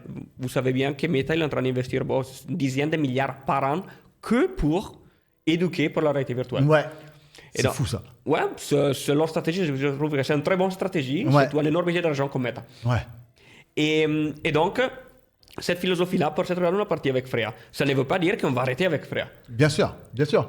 Parce qu'en fait, vu que de toute façon, il y a des... Enfin, je veux dire, le truc, il existe, les SDK, ils se développent, et donc, ça ne peut que s'affiner et s'améliorer et avoir des solutions supplémentaires. Un peu comme si tu avais, je sais pas moi, je vais donner un exemple un peu ridicule, mais tu as une manette avec un seul moteur de vibration, après tu as une manette avec 2 moteurs de vibration, après tu as une manette avec plusieurs moteurs de vibration, genre 4, comme sur les Xbox avec les versions des gâchettes. Après, tu as le DualSense de la PlayStation, par exemple, avec plein de vibrations différentes. C'est pas parce que le DualSense existe que ce Xbox n'existe plus, en fait. Donc, c'est pour ça que tu dis qu'on va continuer de...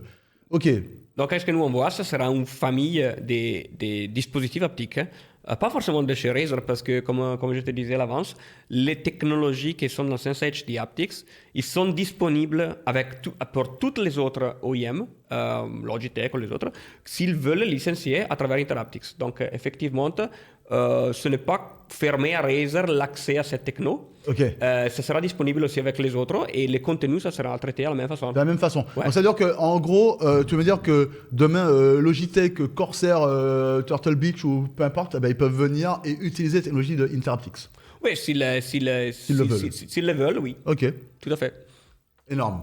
Et ça parce que notre objectif, nous on est Razer, c'est Razer, notre vision, c'est for gamers, by gamers. Ouais. Et pour nous, c'est qu'est-ce que c'est notre vision pour le gaming futur? Notre vision pour le gaming futur, c'est une vision où l'immersion, ça sera une grosse partie du jeu. Et effectivement, j'ai aussi récupéré Chroma qui travaille avec moi. Pour nous, et vous savez que THX, c'est partie de Razer, c'est une des sociétés historiques qui font du son. Pour nous, l'immersion, ça passe sur 3 piliers. C'est le pilier touché avec l'haptique. Donc, on a toute l'immersion globale qui s'appelle Multidirectional Haptics. Ça veut dire que c'est full 3D. On peut créer la présence autour de chez vous de les différentes sensations. Chroma et THX sont 2 piliers technologiques où on est en train de travailler énormément pour arriver aussi à un niveau d'immersion complètement 3D. Et donc, notre vision, c'est vraiment à l'extérieur de votre écran 2D. Nous, on ne croit pas que l'immersion globale, ça peut se faire qu'avec un VR. Ouais, on pense qu'il y a une énormité de choses à faire dans la partie écran 2D où on peut fondamentalement créer une immersion globale à travers les ambient lighting, les touchés et aussi les sons. Le son. Et donc, cette direction-là dans laquelle nous allons, et ça, c'est une chose générique, c'est for gamers by gamers. Ouais, ok. C'est vrai que effectivement, tu le disais, hein, il a dit en anglais, mais il parle de THX qui a été racheté par Razer il y a quelques années déjà, hein, donc pour l'immersion sonore 3D. Effectivement, personnellement, là, ces jours-ci, je suis en train de jouer encore à Cyberpunk.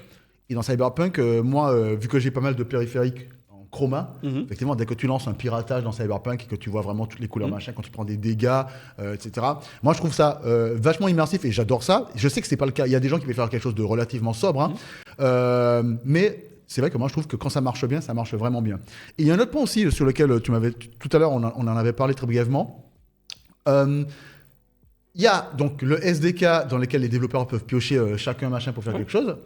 Et il y a aussi, moi je trouve ça encore presque plus intéressant parce qu'en fait c'est de là que viennent certaines bonnes idées souvent, mais c'est que ça peut aussi être modé finalement par les communautés de joueurs qui peuvent eux-mêmes aller piocher dans des trucs et mettre du modding pour pouvoir rajouter en fait des fonctionnalités haptiques dans des jeux qu'ils veulent voir. Par exemple, moi je suis en train de jouer je suis en train de jouer à Call of Duty, typiquement. Alors, modder un Call of Duty, c'est difficile en ligne. C'est très compliqué dans la mesure où, en fait, il y a des anti-cheats qui peuvent détecter des programmes externes ou bien des choses dans le genre comme du cheat.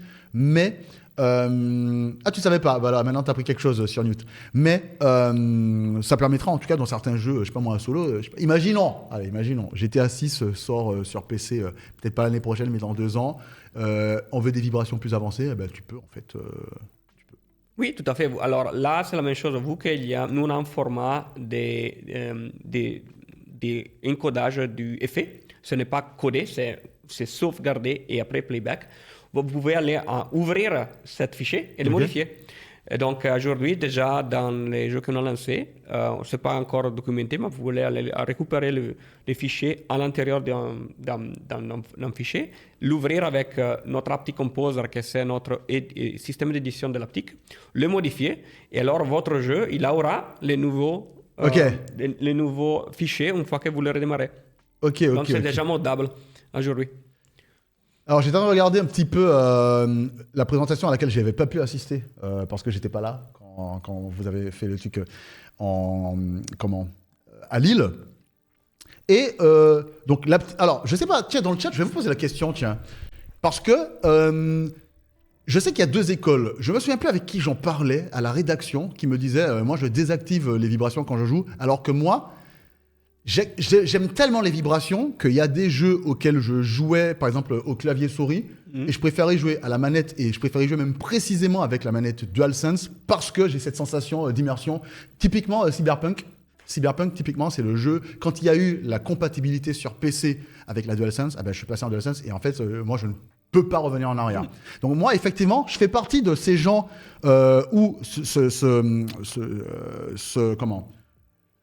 survey là sur les vibrations, sur le retour haptique, ça me parle totalement parce que, effectivement, moi, je trouve que en termes d'immersion, alors ça c'est sans commune mesure, moi je ne mettrais même pas que 19%, moi je mettrais beaucoup plus fun aussi parce qu'effectivement s'amuser avec ça et mieux noter. Alors ça je t'avoue que je sais pas, peut-être que c'est parce que personnellement moi un jeu où c'est plat, je sais pas, je mets pas de notes moi quand je teste un jeu vidéo, mais peut-être que ça me plairait plus en tout cas, c'est peut-être certain. Et là qu'est-ce qu'on voit, c'est des notes données sur les jeux mobiles. Donc, ça, c'est des notes que ça vient des papiers publiés, des recherches faites sur qu'est-ce que c'est l'impact de l'haptique sur les jeux vidéo. Par contre, à tes rejoignant, effectivement, il y a deux typologies de gamers. On peut regrouper les gamers dans deux grandes typologies différentes. Et on le voit aussi dans notre qu'on s'appelle une famille de produits chez Razer. Okay. On a une famille de produits pour les e-sport, qui c'est une famille de produits très épurée, très focalisée sur les performances, même plus Chrome aujourd'hui. Juste. Après, on a une famille de produits pour les joueurs immersifs. Donc, ils veulent être immergés. Ce sont vraiment deux typologies de joueurs différentes, deux clients complètement différents. Et donc, on n'est pas surpris, nous, que certaines personnes ne veulent pas les vibrations parce qu'ils sont plus focalisés sur les performances. D'autres personnes sont plus focalisées sur l'expérience immersive d'être rentré dans les jeux. Et alors là-bas, on peut aller travailler sur différentes sensations multisensorielles, donc avec les vibrations, avec la vision avec Chroma ou avec les sons dans le futur. Et effectivement, c'est un peu deux familles, deux écoles. Quelqu'un qui il plonge dans les jeux parce qu'il veut se plonger dedans, c'est l'immersion. Un autre qui veut être compétitif. Alors là-bas, ils utilisent ses propres stratégies audiovisuelles pour pouvoir entrer dans les jeux. Ouais, je vois. Ok. J'ai vu que ça discutait. Sur normes, ouverture, distribution. Concrètement, je sais pas si c'est Kelson, t'étais peut-être pas là quand on en a parlé, mais concrètement, Eric nous disait qu'en fait, ça reste quelque chose d'ouvert et que ça ne va pas changer et que ça fait partie d'ailleurs des raisons pour lesquelles en fait c'est avec Razer que tu as voulu aller parce que en fait ça faisait partie des choses qui sont intéressantes. Est-ce que c'est géré par OpenXR? On a travaillé avec OpenXR nous et on a co-designé avec Meta les futurs API haptiques qui vont être soumis, qui sont déjà testés soumis, ils vont être publiés bientôt. Et on a designé avec eux un niveau de compatibilité qui pourra ramener les HD haptics bien faites aussi en VR. Ok. Et d'ailleurs, parce qu'en fait, toi, c'est vraiment... Attends, on va revenir sur ça dans un tout petit moment. Justement, tu me disais, donc, Meta... PlayStation, par exemple, ils ont leur propre système haptique, mais ils travaillent avec leur propre jeu dans leur propre studio. Meta aussi, ils ont des retours haptiques, etc. Et malgré tout, ils vont travailler avec vous. Comme PlayStation, en fait, comme les jeux sur PlayStation travaillent aussi avec vous, etc. Bien sûr, alors nous, comme avec Interaptics, surtout, nous, on prend les places d'un moteur haptique. Vous savez que dans l'édition des jeux vidéo, vous avez besoin d'un moteur de jeux vidéo. Il y a certains qui développent leur propre moteur à l'intérieur, mais d'autres qui utilisent Unity, Unreal ou GameMaker. Exactement. Les plus célèbres, quoi. Exactement. Donc, l'objectif, c'est quoi de cette moteur de jeux vidéo? C'est faire une abstraction de la complexité de créer, faire un outil unique que différents développeurs peuvent utiliser. Pour créer quoi? Pour créer la vision et le son. Donc, c'est littéralement, nous, on fait un moteur haptique pour faire l'abstraction du matériel haptique. Donc, on a PlayStation, Meta, ils ont tout l'intérêt à travailler avec nous parce que nous, on leur ramène des développeurs et surtout, on ramène des documentations, on ramène des savoir-faire, des assets qui ils peuvent être transportés entre PlayStation, Meta et vice-versa. En fait, ce que tu nous dis là, ça c'est super intéressant, c'est que c'est exactement de la même façon. Je prends un exemple concret que peut-être ça va parler à des gens dans le chat. On a eu un jeu qui s'appelle Kingdom Hearts 3. Kingdom Hearts par Square Enix. Le jeu est développé sur un moteur maison qui s'appelle Luminous Engine à la base. Kingdom Hearts 3, finalement, c'est leur moteur maison, mais finalement, ils sont passés sous Unreal Engine parce que c'était plus simple pour eux d'avoir des outils déjà à disposition pour rendre un jeu, d'ailleurs, finalement, qui est magnifique, Kingdom Hearts 3.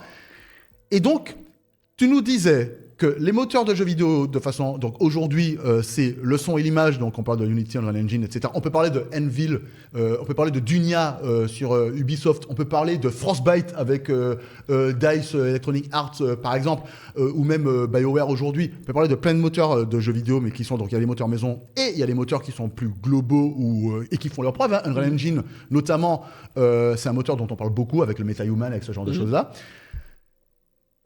Et en fait, vous proposez... Alors, ils pourraient très bien travailler sur ces moteurs-là, mais au sein de ces moteurs-là, pour pouvoir implémenter de l'applique, ça restera à leur charge, entre guillemets, à chaque fois, pour des choses différentes. Donc, c'est de développement par machine, par machine différente.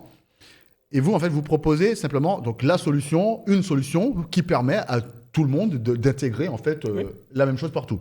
Et l'image là que je voulais montrer, Carl, ça c'est vraiment intéressant. C'est exactement de la même façon. Ah mince, au moment où je te le dis, mon ordinateur s'éteint. C'est qu'en fait, vous aurez ou vous avez l'intégration native, c'est arrivé ou ça va arriver? C'est Unreal Engine 5.5, c'était lancé il y a 3 jours. Ok, là c'est tout frais. Oui, c'est fait. C'est l'intégration native de Chroma et Sensa dedans. Ok, donc ça c'est cool. Oui, ça c'est méga cool parce que ça veut dire que toutes les nouvelles... Alors, je vais vous expliquer pourquoi c'est cool. Vas-y. Pourquoi c'est cool? Parce que chaque fois que vous demandez à un éditeur de jeux vidéo d'intégrer une nouvelle technologie, qu'est-ce qu'il doit faire? Ça s'appelle la technical due diligence. Ça veut dire qu'il doit prendre les équipes techniques et d'évaluer si votre propre plugin, il va à rendre instable les moteurs de jeux vidéo. Ok, je vois. Et ça, donc concrètement, avant ça, si à chaque fois qu'il y avait un jeu qui sortait sur Unreal Engine, par exemple, pour intégrer ta technologie à l'intérieur, il fallait qu'il y ait une sorte d'audit, entre guillemets, pour voir si ça va fonctionner sans causer de problèmes supplémentaires. Tout à fait. Ça, c'est la chose, en vérité, la vraie chose qui bloque avant de l'effort pour développer. Parce que le moment que vous avez un jeu en route, c'est très instable, être sûr que les performances sont là. Et la question, c'est combien de ressources je donne à l'applique? La réponse principale des gens, c'est 0. Ok, je vois. Ils n'ont pas le temps. Tout à fait. Ok. Et par contre, nous, on est intégré nativement sur Unreal Engine. Donc, qu'est-ce qu'il veut dire? Il veut dire que c'était évalué par Unreal. Voilà. Et que eux, ils disent, c'est square, c'est carré, ça fonctionne. Tout à fait. Ok.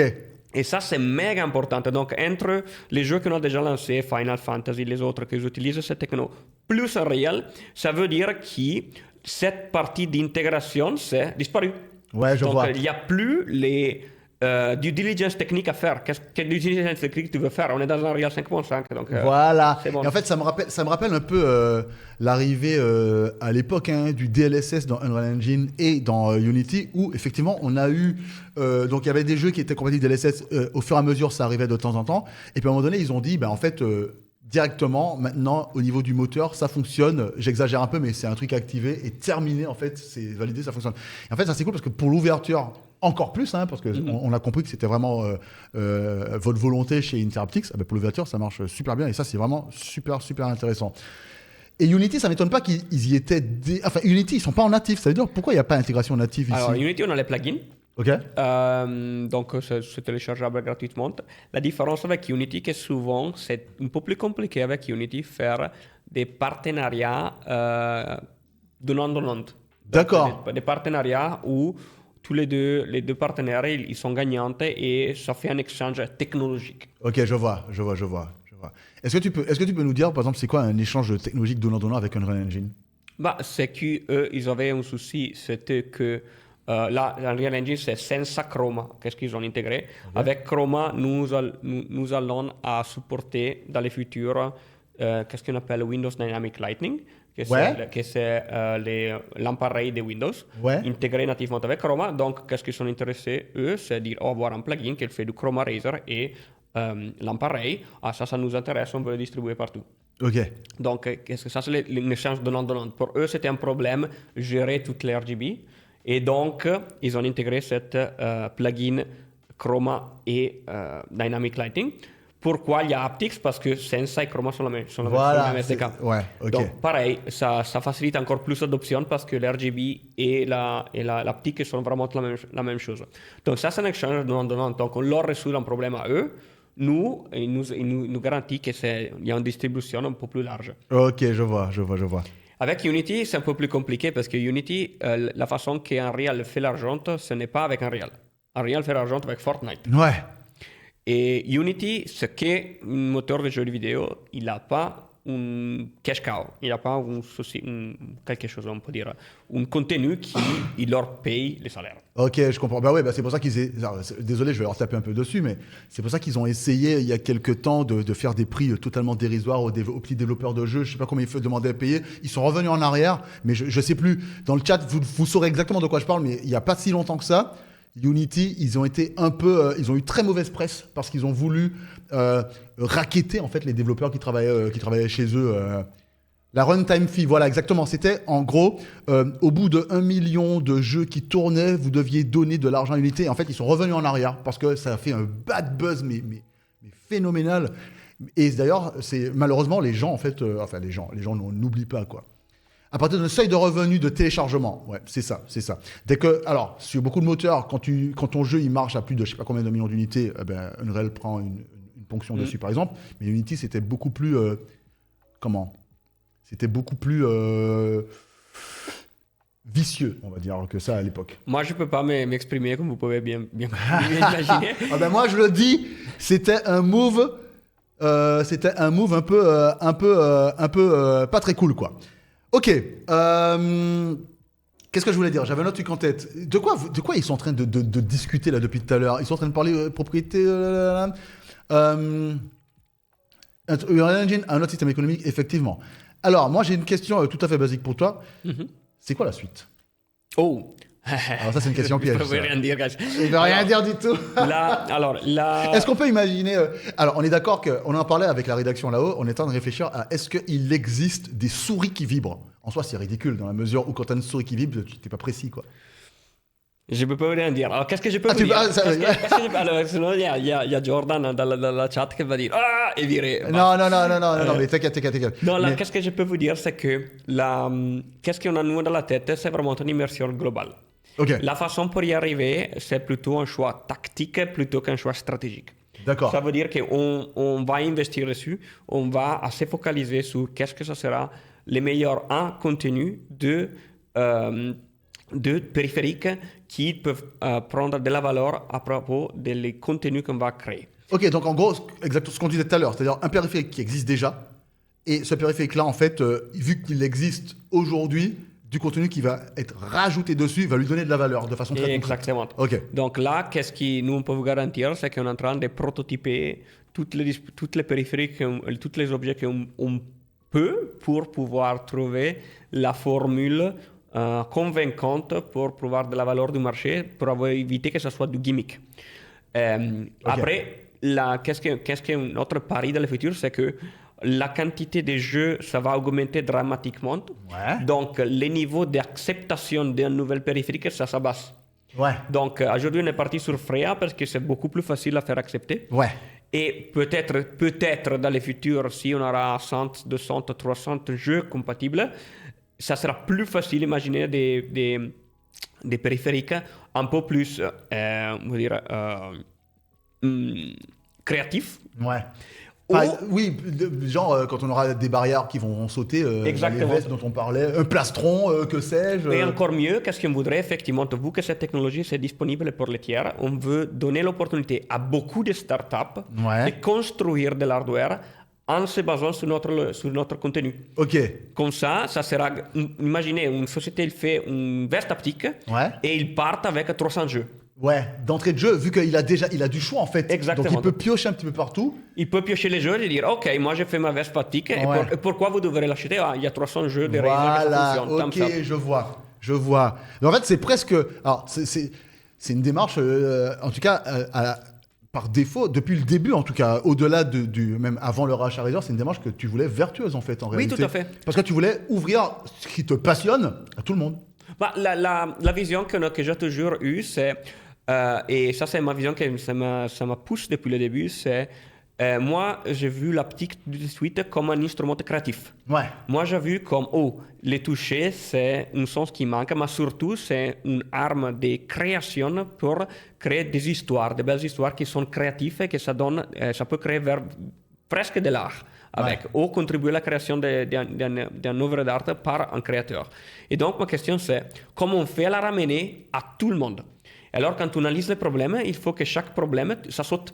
Il faut que chaque chose que tu fais, c'est toujours focalisé à, moi, je veux arriver à que l'optique, ça soit un standard, quelque chose que les gens ils cherchent et qu'ils aiment, mais non à niveau que dans le gaming, un peu partout l'entertainment. Et donc, c'est un peu cet objectif. Alors, c'est naturel les niveaux de choix que tu dois faire pour y arriver. Ok. Waouh. J'ai une question qui n'a rien à voir. Alors, pour le coup, c'est pas une question piège, hein, mais en fait, nous, on teste plein de trucs sur les numériques. Et tu vas voir où je vais en venir assez rapidement, hein, parce que, alors, dans le chat, depuis tout à l'heure, je vois qu'ils en parlent un petit peu, mais de façon très concrète. Est-ce que tu as à un moment donné, dans ta réflexion de vie, allez, attends, il est où ton parcours? Voilà, là il est. Est-ce que dans ta réflexion de vie avec ce que tu as fait là, à un moment donné, tu t'es posé la question quand tu me dis, je suis désolé, mais tu me dis vibration, on est chez les numériques, nous on teste plein de types de produits différents. Est-ce que tu sais de quoi je peux parler quand on parle vibration ou pas? Bah, ça suffit que tu tapes notre poisson d'avril cette année. C'est pas vrai. Attends, je vais chercher. Oui, tu non, cherches. Sérieusement? Oui, tout à fait. Attends, celui de Razer? Oui. Non, c'était cherche mon nom et Cinette France. Alors, Cinette France. Eric Vezzoli. Tu sais que c'est la même famille que nous, Cinette France? Tu sais? Ok, alors attends. Voyons ça. Là. Oh, eh ben oui, j'avais vu passer en plus, j'avais oublié. Énorme.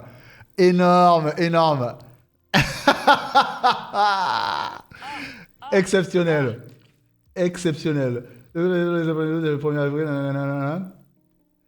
Bon exemple, on a un niveau inégalé d'innovation et de plaisir. Moi, je crois que cette quote que j'ai mis là-bas, c'est la meilleure quote de ma vie, by definition. Ça, niveau inégalé d'innovation et de plaisir. Ouais, c'est la phrase que j'ai dit. Ah là, Resistance HD Haptics met particulièrement en avant l'explicité incroyable des retours haptiques. Cette technologie permet la création de sensations nuancées où le dispositif disparaît au profit d'excellentes sensations de toucher. Nous sommes enthousiastes à l'idée d'enrichir les produits Womanizer avec d'extraordinaires possibilités de personnalisation, en plus d'une connexion à distance pour votre partenaire. Formidable! Ainsi aurait déclaré Eric Vezzoli. Excellent. Alors, il y a quand même une chose assez intéressante, c'est que... Enfin, assez intéressante. Il y a quand même une chose un peu particulière, c'est que parfois, les produits, parfois les 1er avril de Razer arrivent sur le marché. Ok. Parce que personnellement, je l'aurai dans ma collection Razer. Alors, je sais pas si je pourrais m'en servir parce que j'ai pas les outils pour, mon cher Misaki. mais ça pourrait être l'objet un peu unique à collectionner. J'ai un rasoir Razer. Hein, oui. Avec Gillette. Ouais, c'est super ça. Salut Skateboard V. Les amis, écoutez, c'est le moment où, à partir de maintenant, vas-y Jordan, je te défie, envoie-moi un sample. Envoie-moi un sample, je le fais tester par la rédaction. À partir de maintenant, les amis, on a une demi-heure tranquille, on peut poser des questions à Eric. Là, on va rentrer dans une phase de discussion vraiment très posée. Ça fait 1h30 qu'on discute. Déjà Eric. Ça fait 1h30, je t'ai dit ça. Ça joue pas ici. Le champion RGB, alors celui-là, il n'est pas sorti. Moi, un objet que j'ai eu de chez Razer qui est sorti pour de vrai, c'était quelque chose qui a tendance à revenir aujourd'hui. Aujourd'hui, on parle de... Il y a Nvidia qui a présenté, et même peut-être Microsoft récemment, un produit avec lequel tu peux jouer à un jeu vidéo et tu peux appeler une sorte d'intelligence artificielle pour lui demander de l'aide. Par exemple, tu joues à Minecraft et tu lui dis, avec ce que j'ai dans mon inventaire, comment je peux fabriquer une épée. Et là, il te dit, tu vas chercher ça. Eh bien, Razer avait sorti un truc bien avant. Ils avaient proposé un truc bien avant. C'était, je crois, le poisson d'avril 2017. Je vais le retrouver. Attends, non, c'est pas. Non, je me trompe. C'est pas Razer. En fait, c'était Nvidia qui avait sorti la clé USB. Vous savez, je me souviens plus, c'est quoi? Il me semble que Razer a sorti un poisson d'avril pour de vrai, qui était un poisson d'avril. Je sais que tout le monde demande le Toaster. Ouais, le toaster, exactement. Tout le monde demande le toaster. Et alors, j'ai une question, parce qu'en fait, je vois que. Alors, à soir, c'est un poisson d'avril. Merci, merci Jordan. Est-ce que. À quel moment est-ce que tu as tout appris de chez Razer? Parce que là, je te parle d'un truc et tu dis tout de suite, tu sais de quoi il s'agit à chaque fois. Est-ce que tu étais déjà fan avant de Razer, avant de travailler pour eux, ou bien est-ce que tu as tout appris une fois que tu travailles pour eux? Parce que tu sais plein de choses.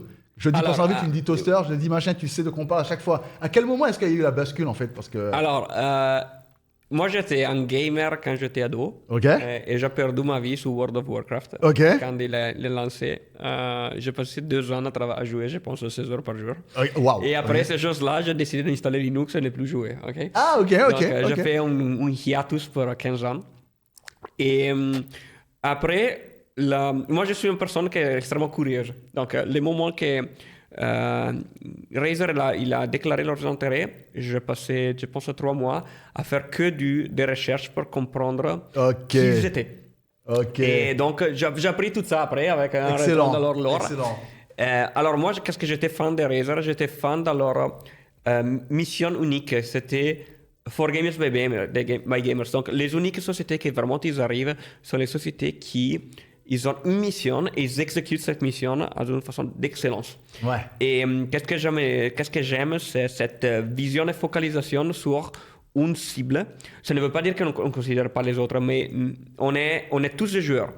Et surtout aussi, mes équipes sont des joueurs. Donc, Ouais.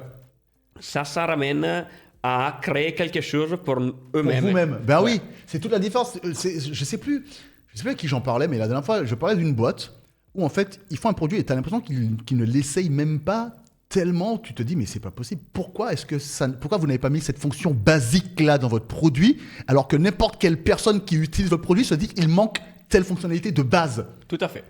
Et donc, ça potentiellement, ce côté-là, toi, tu confirmes que, en tout cas, partout ce que tu en as vu de Razer, c'était vraiment le cas. Tu avais vraiment cette sensation-là là, que nous, les gens... En tout cas, dans ta propre équipe, c'est le cas. Oui, pour tous les équipements gaming que nous on développe, la façon qu'on les teste, c'est bon, vers la maison, on joue avec. C'est-à-dire, on est presque obligé à jouer. Bah ouais. Donc, ça fait partie de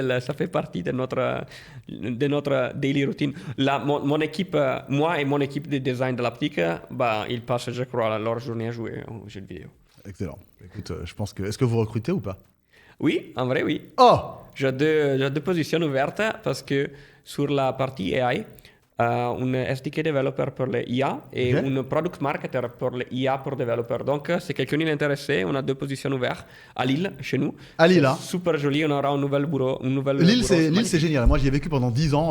C'est vrai? génial. Ouais, Ah, de super. 2004... Non, un peu moins. 2004 à 2011. Waouh. J'ai vécu à Lille, ouais. C'était très bien. J'ai fait mes études là-bas. C'est très, très, très bien. Envoie le CV de Teddy. Ouais, j'enverrai le CV de mon frère. Après, est-ce que mon frère voudra... mon deuxième frère, il travaille il travaille en IA, en intelligence artificielle. cool. Et il a fait une école d'ingénieur et tout. Il est très, très bon. C'est pas parce que c'est mon frère, mais il est très, très, très bon. Ok. Maintenant, on va passer à des questions vraiment ultra qui n'a peut-être rien à voir. Donc, tu m'as dit que tu jouais à World of Warcraft À l'époque, oui. à l'époque.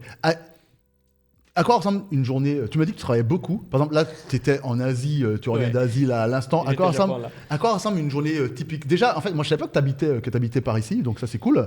Tu travailles à Lille, tu habites à Paris, tu viens d'Italie, tu bouges partout. C'est quoi une journée de Eric Vesoli? Alors, moi, j'ai des équipes à Singapour, à Lille et à Seattle, aux US. Ok. Donc, j'ai la tendance à travailler pas mal le matin très tôt. Oui, parce qu'à cause des décalages horaires. Oui, bien sûr, Singapour, c'est 6-7 heures Ok. en avance maintenant. Donc, les bases partent à 7 heures du mat, de comme ça. Ok. Et on s'arrête vers midi. Et donc, qu'est-ce qui se passe? On passe la journée à... Mon travail, c'est surtout d'étendre les feux. Ça, c'est qu'est-ce que je fais dans la Ah ouais? mon travail, c'est étendre les feux, faire des présentations PowerPoint et essayer des jeux vidéo. C'est des bases. Ok.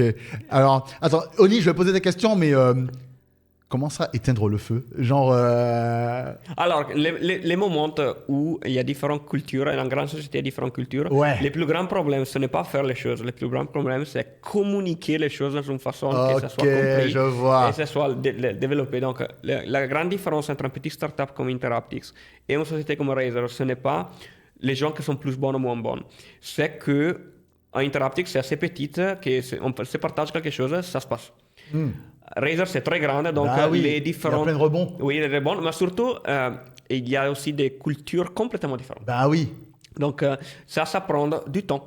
Bien sûr, bien sûr. Ok, c'est intéressant ça, parce que c'est vrai que moi, j'ai jamais travaillé dans une grosse boîte internationale avec des gens ailleurs, à gauche, à droite. Alors, Oniengine avait une question. Et posez vos questions, c'est le moment. Hein. Là, il vous reste 20 minutes pour poser des questions. Je suis développeur de moteurs de jeu indépendants. Je fais un moteur open source. Si je souhaite intégrer des fonctions haptiques accessibles aux développeurs, qu'est-ce que j'ai comme option cross-platform et libre? Définis libre. Libre, c'est open source ou gratuite? C'est ça la question. Ouais. Ça veut dire quoi, libre, Oniengine? On attend ta réponse. Est-ce que c'est gratuit ou open source, t'as dit? Oui, parce que si c'est gratuit, Interaptix Engine, c'est gratuit. Tu peux le télécharger, l'intégrer dans ton moteur de jeu vidéo ouvert. Ok. C'est gratuit. Open source, ça n'existe pas. Ah, d'accord.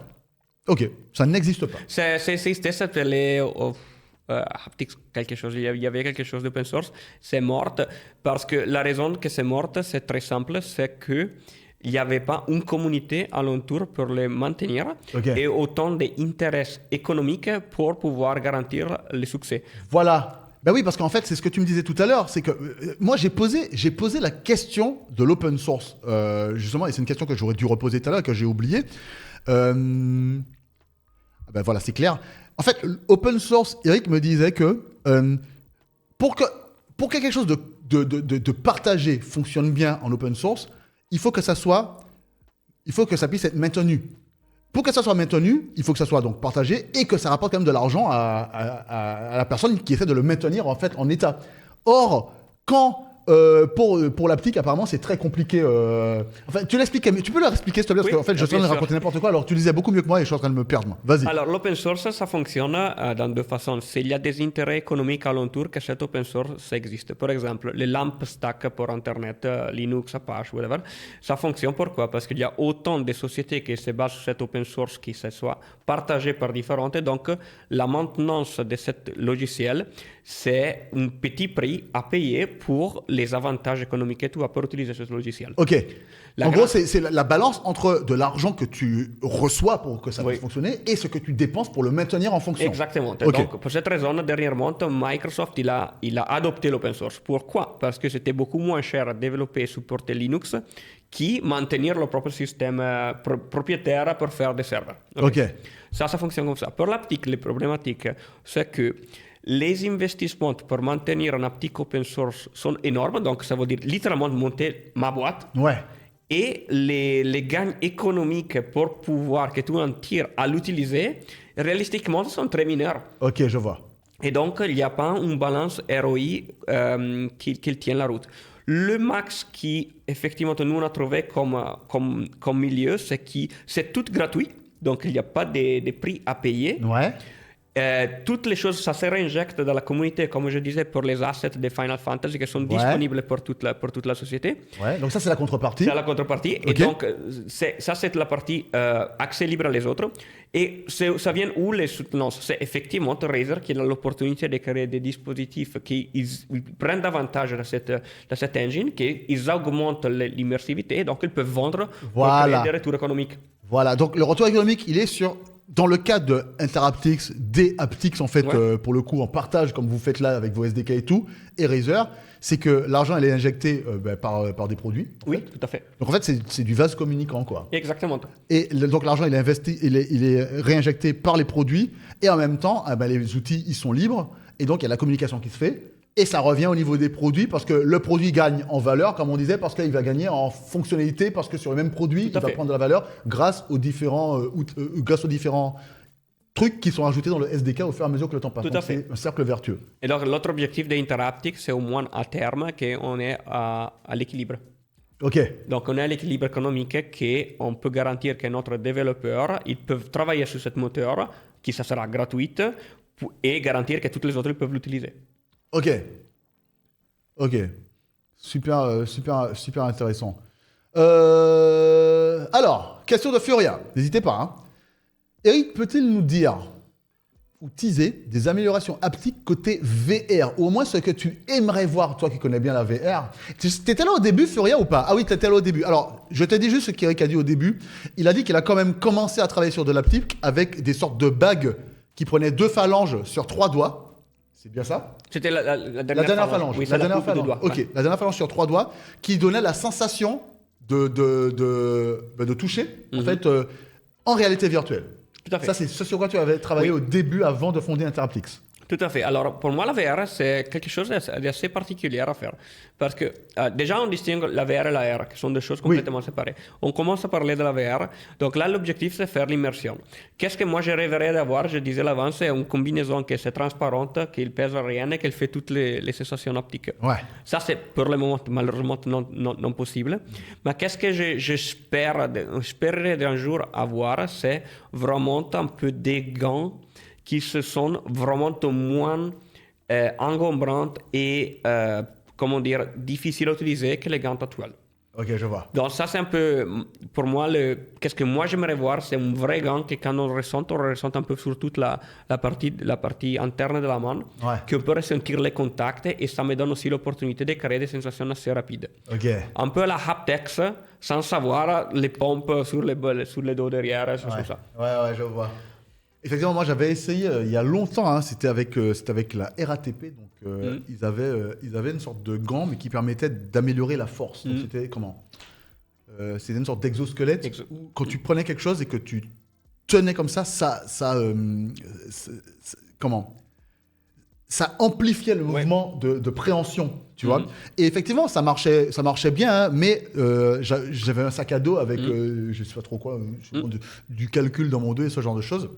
Effectivement, c'était quand même quelque chose enfin, j'imagine que c'est peut-être la barrière dont tu parlais là, les barrières dont tu parlais, le joueur entre la machine et le joueur, elle était bien présente par notamment tu étais sur le dos, ce genre de choses, donc c'est pas du tout transparent effectivement. Donc bon, je pense qu'on n'en est pas encore. Le hand tracking peut se passer de manière d'ajouter des gants haptiques, oui, mais à quoi tu les lis les gants en fait? Parce qu'en fait, il faut qu'il y ait des unités de calcul, j'imagine, quelque part. Oui, ça revient au problème de l'SDK, la création de contenu.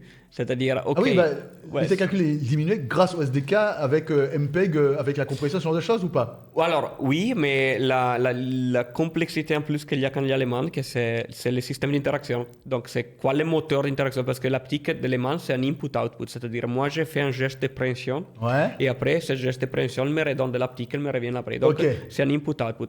Okay. Les problématiques de la VR, c'est que dans la réalité, les gestes de préhension, c'est géré par la physique. Ouais. Donc, il y a la force et les frictions dont tu peux manipuler. Dans la réalité virtuelle, tout ça, ça n'existe pas. Ah ouais. Donc, ça doit être simulé. Et là, c'est littéralement un des problèmes plus difficiles qu'il faut résoudre. Meta, par exemple, leur système, et nous, on a développé un système d'interaction, ça s'appelle Interaction Engine, notre système. Ça fonctionnait très bien. Meta, il a développé leur propre, mais ce n'est pas un problème résolu. D'accord. Et les problématiques, c'est que jusqu'à que les problèmes d'interaction ce n'est pas vraiment assez stable, assez convaincant, et les systèmes de tracking beaucoup plus précis de ce que c'est aujourd'hui, que c'est vraiment pas précis du tout, parce que quand tu mets la main devant à l'autre, tu vois les doigts qui bougent. Oui. Donc imagine qu'elle touche quelque chose, elle fait... Ouais. Ok, je vois. En fait, à cause du fait que c'est pas suffisamment précis, ça pourrait générer des choses désagréables. Donc on a besoin d'un système de tracking d'éléments beaucoup plus précis. Donc tout le travail de Meta qu'il fait sur la captation IMG de l'élément avec leur petite bande, plus une capacité de rendu optique beaucoup plus dense et qui est capable de fondamentalement faire deux choses, c'est important. Les contacts, donc la pression, plus des vibrations rapides. Et les deux, il faut qu'ils soient faits avec le même actuateur. Ok, je vois. Donc il manque une brique tracking et qui génère la capacité de faire un système d'interaction logicielle très costaud, plus une partie techno qui n'existe pas aujourd'hui, pour la capacité de faire la compression plus la vibration rapide au même système, que ça soit flexible. Ah oui. En fait, ça, c'est du coup, c'est pas envisageable parce que la technologie n'est pas prête à l'heure actuelle. Ça n'existe pas encore la techno. Ok. C'est ça les... Ça fait partie du challenge pour l'avenir. Oui, il y a des choses qui sont en train de se gérer. Moi, je suis le marché de l'optique assez de proche parce que je connais un peu tous les acteurs. Je suis hyper excité de certaines choses qui vont arriver, mais ce ne sera pas quelque chose d'il y a 2-3 ans. Vous rappelez les gants optiques de Meta avec les pneumatiques qui étaient passés il y a quelques années? Je crois que j'ai jamais vu ça. Bon, c'est quelque chose que ça fonctionnait à niveau sensation super bien. Tu peux le trouver sur Internet, Allez. c'est super sympa. Tu peux mettre pneumatic glove Meta. Alors, C'est attends. super joli, mais c'est horrible à voir. Playmatic? Pneumatique. Ah, pneumatique. Pneumatic glove Ah, ok. Meta. Ouais, fais voir. C'est ça, là? Vous avez l'image? C'est 25 décembre 2021. Vous avez- Ah, image. Ouais. Hop là. Oui, c'est lui. Ah, c'est ça? Ouais. Waouh! Attends, Et- je regarde juste si c'est la même chose ici ou pas. Non, c'est pas ça. Ah, si, c'est ça. Oui, c'est lui. Waouh, j'avais jamais vu ça. Comment ça, j'ai jamais vu ça, moi? Ça sort de Meta Research. Et là, c'est une hypothèse de qu'est-ce que ça peut arriver, mais les problématiques, ce n'est pas que cette technologie ça ne fonctionne pas. Ça, c'est que c'est complètement non envisageable à mettre dans n'importe quelle situation, parce que ce que tu ne vois pas, c'est les pompes. Bah ouais, j'imagine que là, Oui. les câbles là, Les câbles, c'est la là, pompe. ça doit être lié à beaucoup de choses derrière. Ah bah ouais, bah ça c'est sûr. Par contre, dans l'idée, Karl, c'est ouf, hein. Dans l'idée, c'est ouf. Quoi? Ah ouais, on voit bien, il y a des tas de câbles et tout. Exactement. D'ailleurs, c'est un truc que je trouve intéressant, le Et nombre là- de câbles. Et là, c'est le système. À droite, tu vois le système d'interaction. Ouais. Donc, le système d'interaction, c'est la Donc- manipulation. Ok, avec. vois. Ok, et donc, attends, t'avais dit qu'on a quoi comme sensation qu'est-ce qui manque? Là, tu as la pression. Ouais. Et qu'est-ce qui manque, c'est que les temps de réponse de certains actuateurs, c'est pas assez rapide pour faire les vibrations que vous faites aujourd'hui. Ah, je comprends. Donc, Ok. vous faites que les contacts. Du moment que vous faites les deux, alors là-bas, ça devient vraiment intéressant. Ok, je vois. Et parce qu'en fait, aujourd'hui, pour le coup, ils ont présenté Meta le projet Orion. Et là, en fait, ils ont montré. Donc là, on voit pas trop à quoi les câbles sont liés. On l'imagine bien. Je sais pas s'il y a eu. Non, il y a des pompes. Il y a des pompes par terre. Ouais. Parce que pour Orion, ils ont tout expliqué. Donc le petit bracelet, dans Ouais. la poche, le petit device computationnel qui est dédié, et les lunettes qui sont un peu grosses. C'est assez dingue. Alors je vois Phantom Opera qui dit Cyberpunk sur 20. Effectivement, moi, je vais lire vos questions dans un petit moment. Hein. Moi, la question que je me pose, c'est est-ce que, en termes d'immersion, alors là, pour le coup, on va dans un futur inenvisageable. Enfin, je sais même pas à quel point ça peut exister, mais à chaque fois qu'on voit de l'immersion maximale, qu'il s'agisse de, pas dans Ready Player One, mais par exemple dans Cyberpunk, on a ce qu'on appelle les danses sensorielles. Les danses sensorielles, c'est ton subconscient qui est envoyé dans l'univers. Je sais que c'est. Alors, toi, c'est l'aptique, hein, c'est pas le psychique ou bien. Mais est-ce qu'on peut imaginer un jour que ce genre de choses puisse arriver ou pas, d'après toi? Tu sais pas du tout. Alors, la réalité, c'est que tout est possible dans la science et dans la techno. ouais. Et est-ce que ces choses-là spécifiquement, c'est possible? Je ne connais pas assez certaines ces choses-là. Mais je crois que ça passera dans les codages. Réalistiquement, la question, c'est comment cette émotion et information sont codées dans le cerveau. Ah oui. Et est-ce que nous, on peut capter ce message et les rediriger vers quelque chose de digital? Ça, c'est la partie numéro 1. La partie numéro 2, c'est comment faire retourner du feedback de cette partie digitale vers le cerveau. Ok. Pour faire de la façon que tu peux apprendre à interagir avec ça. Ok, waouh. Ouais, c'est ça. Ouais, voilà, ça j'adore. Je pose une question à Eric. Je me dis, je tente, on sait jamais. Et en fait, je trouve que la réponse est tellement. En fait, je pensais un petit peu aussi à ce côté information au cerveau parce que effectivement, hein, quand on est d'accord, Azu, waouh, truc de malade. J'adore, merci Eric. Ta réponse. Non, mais c'est parce que c'est très similaire à la réalité virtuelle et l'optique. C'est de base aujourd'hui avec la réalité virtuelle. Qu'est-ce qu'on fait nous? Plutôt que c'est bloqué sur le cerveau, nous on utilise des systèmes de simulation de notre sens visuel et audio pour pouvoir plonger dans un univers différent dans lequel les lois de la physique, ça n'existe pas. Donc on peut acter, on peut se télétransporter. Ouais. C'est exactement la même chose. Plutôt qu'être au niveau sensoriel, on est au niveau plus intégré. La question c'est comment on fait capter et comment on fait à donner des inputs. Ouais. C'est vrai que quand on regarde un petit peu, ouais, tu m'avais dit, tu avais raison. Quand on regarde un petit peu, dès qu'il y a des, moi, ma fille, il y a longtemps, quand elle était petite, elle a eu une sorte de casque. scientifique sur la tête. On dirait un savant fou, tu vois, avec des telles machins. Je peux vous retrouver l'image si jamais je prends. EMG pour faire le... Ouais, et en fait, elle regardait des images et en fait, on analysait un petit peu ce qui se passait dans son cerveau quand elle regardait les images. Je sais pas, c'était peut-être pour voir son QI, enfin, je sais pas exactement pourquoi, mais elle était toute petite. C'était un bébé, elle avait 6 mois, genre. Et effectivement, à chaque fois, c'est une question d'information qui arrive au cerveau via des capteurs. Et dans ce que tu expliquais avec information qui arrive au cerveau, mais comment est-ce qu'on peut rajouter des inputs dans le cerveau et comment, etc. Ben, je me suis dit, mais waouh, ok, bon. Eh ben, Jordan avait raison. Un crack, ce Eric. J'avais vu des questions. J'ai vu des gens qui parlaient Ah oui, alors, quelle sorte de demande? Il y en avait d'autres plus, car on va remonter après, mais quelle sorte de demande? Et avec la force gyroscopique, est-ce qu'il y a des choses qui étaient envisageables avec le gyroscope pour pouvoir, je sais pas moi, je sais pas exactement comment ça marche, mais... Le gyroscope, c'est un accéléromètre. Accéléromètre, ouais. 6 axes. Le gyroscope, accéléromètre, ça donne la direction dans l'espace du objet. Ouais. Vous l'utilisez déjà dans votre contrôleur qui, pour la PlayStation ou la Xbox, que vous le tournez un peu, ça vous donne un peu la tournée à droite à gauche. Voilà. Donc là, c'est une très bonne question parce que ça, c'est une méthode d'input, que c'est une méthode d'input qui utilise votre propre proprioception, donc votre position de corps dans l'espace, plutôt que l'intentionnalité de tourner une manette. Ouais. Donc là, c'est un système d'input très intéressant. Ok. Comment on peut l'utiliser? Vous l'utilisez déjà dans les manettes. Moi, je suis tout à fait... C'est utilisable... je ne peux pas vous dire, on est sur NDA. Comment? Je ne peux pas vous dire. Énorme, c'est pas grave. C'est pas grave. Oui, il y a dans le téléphone aussi, c'est pas grave. Oui, dans le téléphone, c'est utilisé. Ouais. C'est fondamentalement un système d'input. Ok, énorme. Tu me montres un peu, j'ai vu des gens parler de prothèses à un moment donné, je sais plus qui a parlé de prothèses. Ah ben voilà, il y a Koudjeli qui dit, et pour les personnes qui portent des prothèses, est-ce que ça peut être un axe de développement? Par exemple, je pense, il dit ça au moment où on parlait de sensations ou bien de choses, parce qu'effectivement, quand tu as une prothèse, moi j'ai déjà vu des prothèses qui marchent relativement bien, où tu peux tenir des choses, mais bon, tu n'as pas les sensations, enfin je sais pas comment ça marche, parce que j'en ai pas personnellement et j'en ai jamais porté, mais vu que ces gens-là n'ont peut-être pas Enfin, est-ce qu'il pourrait y avoir quelque chose vis-à-vis des prothèses? C'est un marché, c'est un domaine qui est en plein développement aujourd'hui.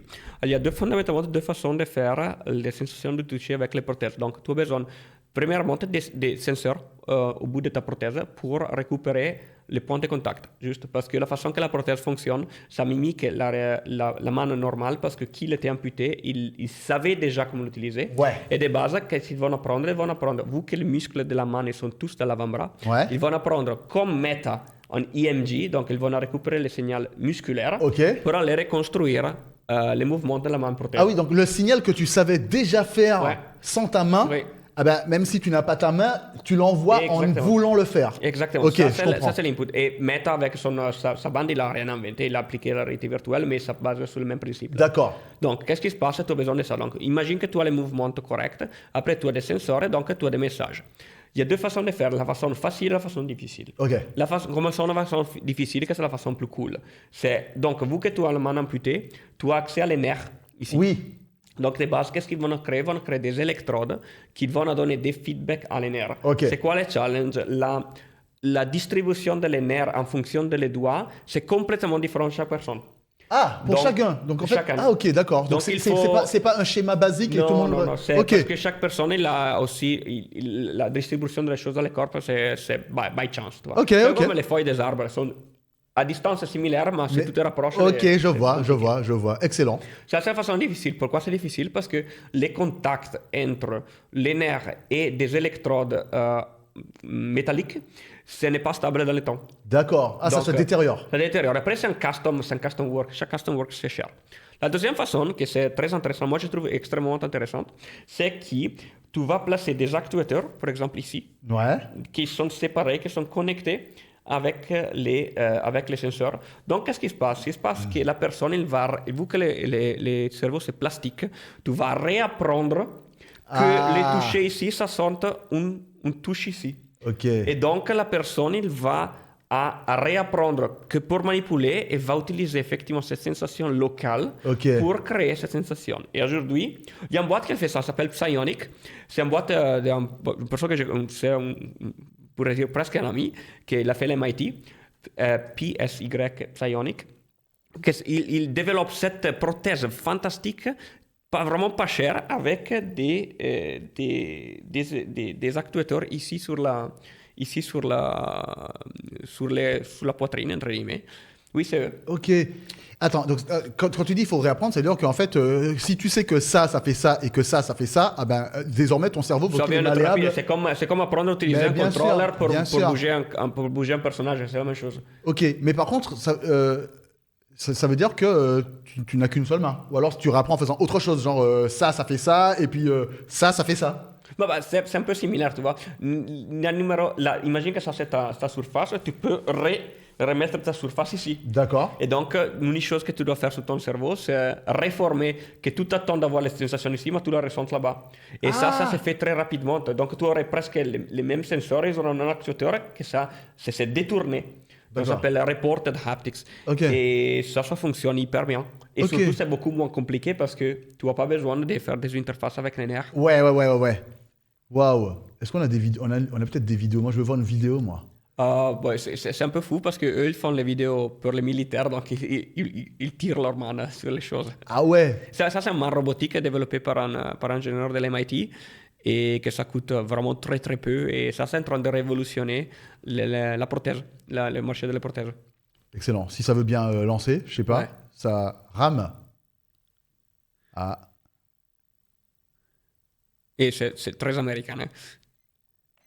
Je ne sais pas exactement qu'est-ce que c'est cette vidéo. On va voir. Oui. Ça, ils mettent sa propre prothèse. Et c'est une prothèse robotique, c'est sympa parce que c'est chargé en USB-C. C'est vraiment...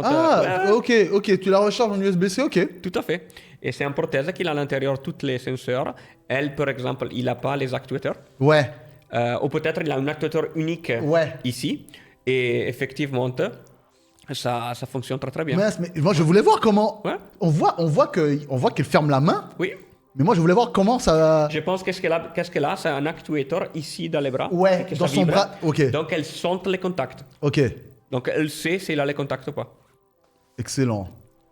Sinon, la manipulation, c'est très difficile parce que sinon, tu dois regarder ta main parce que tu ne sais pas si tu manipules quelque chose. Mais oui. Énorme. Je ne savais même pas que ça existait, tu vois. Oui, il y a une énormité d'innovations sur cette direction. C'est dingue. Ouais, c'est Même très... les lacets et tout, c'est... Non, mais c'est... Elle fait de la gym avec, hein. Non, mais c'est dingue. Ouais, c'est dingue, ça. Oh ah ouais, je suis sur le cul. Je sais Oui, pas c'est que ça sûr. existait, ça, moi. Waouh. Et ça vient il y a 2-3 ans et vraiment, ça coûte $2000, ça. Hein. C'est vraiment pas cher. Ah ouais. Ah bah oui, c'est pas cher du tout parce que moi j'ai un ami qui était prothésiste hein, et il me donnait le prix des prothèses même basiques. C'était quand même déjà très très cher. Oui. Et là, ça fait quelque chose de complètement révolutionnaire dans les marchés. Et il est planifié pour faire l'optique. D'accord. Et ça, c'est un main robotique. Hein. Il y a des actuateurs dedans, évidemment, que tu peux... Ok. Donc c'est vraiment bionique. Là, on est dans Deus Ex, quoi. C'est fou, hein. Mais là, ouais, c'est fou. Franchement, choqué. Les amis, vous avez une dernière question. Une dernière question pour Eric. Et après ça, on va bouger. C'est fou. Je suis sur le cul. Faudrait que je montre ça à Raphaël. Ça va? Si vous n'avez pas de questions, on va gentiment se diriger vers la sortie. Il revient quand? Eric, c'est quelqu'un de très très occupé, hein, mais j'ai son contact. Si jamais il y a des choses à dire, tu reviendras me voir, n'est-ce pas? Quand vous serez excité par les nouvelles choses qu'on va développer, Toujours. je suis ravi de revenir. Toujours. Bah attends, merci à toi, mon J, de m'avoir permis ça. Tu sais, toi-même, tu sais, hein, franchement. Merci Eric d'avoir accepté de venir nous voir. C'est un grand plaisir. Franchement, c'était trop cool. J'ai passé un super moment. J'espère que vous aussi, que vous avez appris plein de trucs cool et que vous comprenez mieux un petit peu le positionnement de Razer versus vis-à-vis de tout ce qui est retour haptique et de l'immersion au global. Hein, parce que franchement, moi, vous le savez, j'aime bien Razer. Ça, vous savez, j'aime bien, n'est-ce pas, Karl? Karl, t'as appris des choses? Bien sûr, ouais, c'était très passionnant. J'ai adoré. Super. Merci encore. Merci à toi. Tu pourras aller manger et te reposer parce que je pense que là, après les longs voyages là, ça va. Franchement, t'as l'air. J'ai encore la montre sur l'horaire japonaise, c'est 9h30 du soir là. Waouh, mais franchement, t'as l'air plutôt en forme, hein, malgré le fait que tu me disais que t'as beaucoup voyagé là. Merci à vous dans le chat, c'était cool. J'espère que vous avez passé un bon moment parmi nous. Enfin, je pense que oui. En tout cas, moi, j'ai passé un moment assez fou. Il y a mes équipes là, Sarah. Sarah Kay, best boss. Ah, voilà. To be added to the bio. Excellent. Voilà. Bah écoute, Sarah, t'as un boss qui est très cool, franchement. Si jamais vous me voyez plus sur les mecs, c'est que Eric m'a appris avec lui que je serais parti travailler chez lui. Ouais, bref, les amis, je vous souhaite une excellente semaine parce que c'est le début de semaine actuellement. Demain, vous retrouvez Raphaël, Ben Théo, mercredi, Thibaut et Bastien, j'imagine. Et nous, on se voit jeudi pour parler jeux vidéo. Voilà, merci encore Eric. Merci à toi. Merci mon Karl. Merci à vous le chat. À bientôt. Ciao.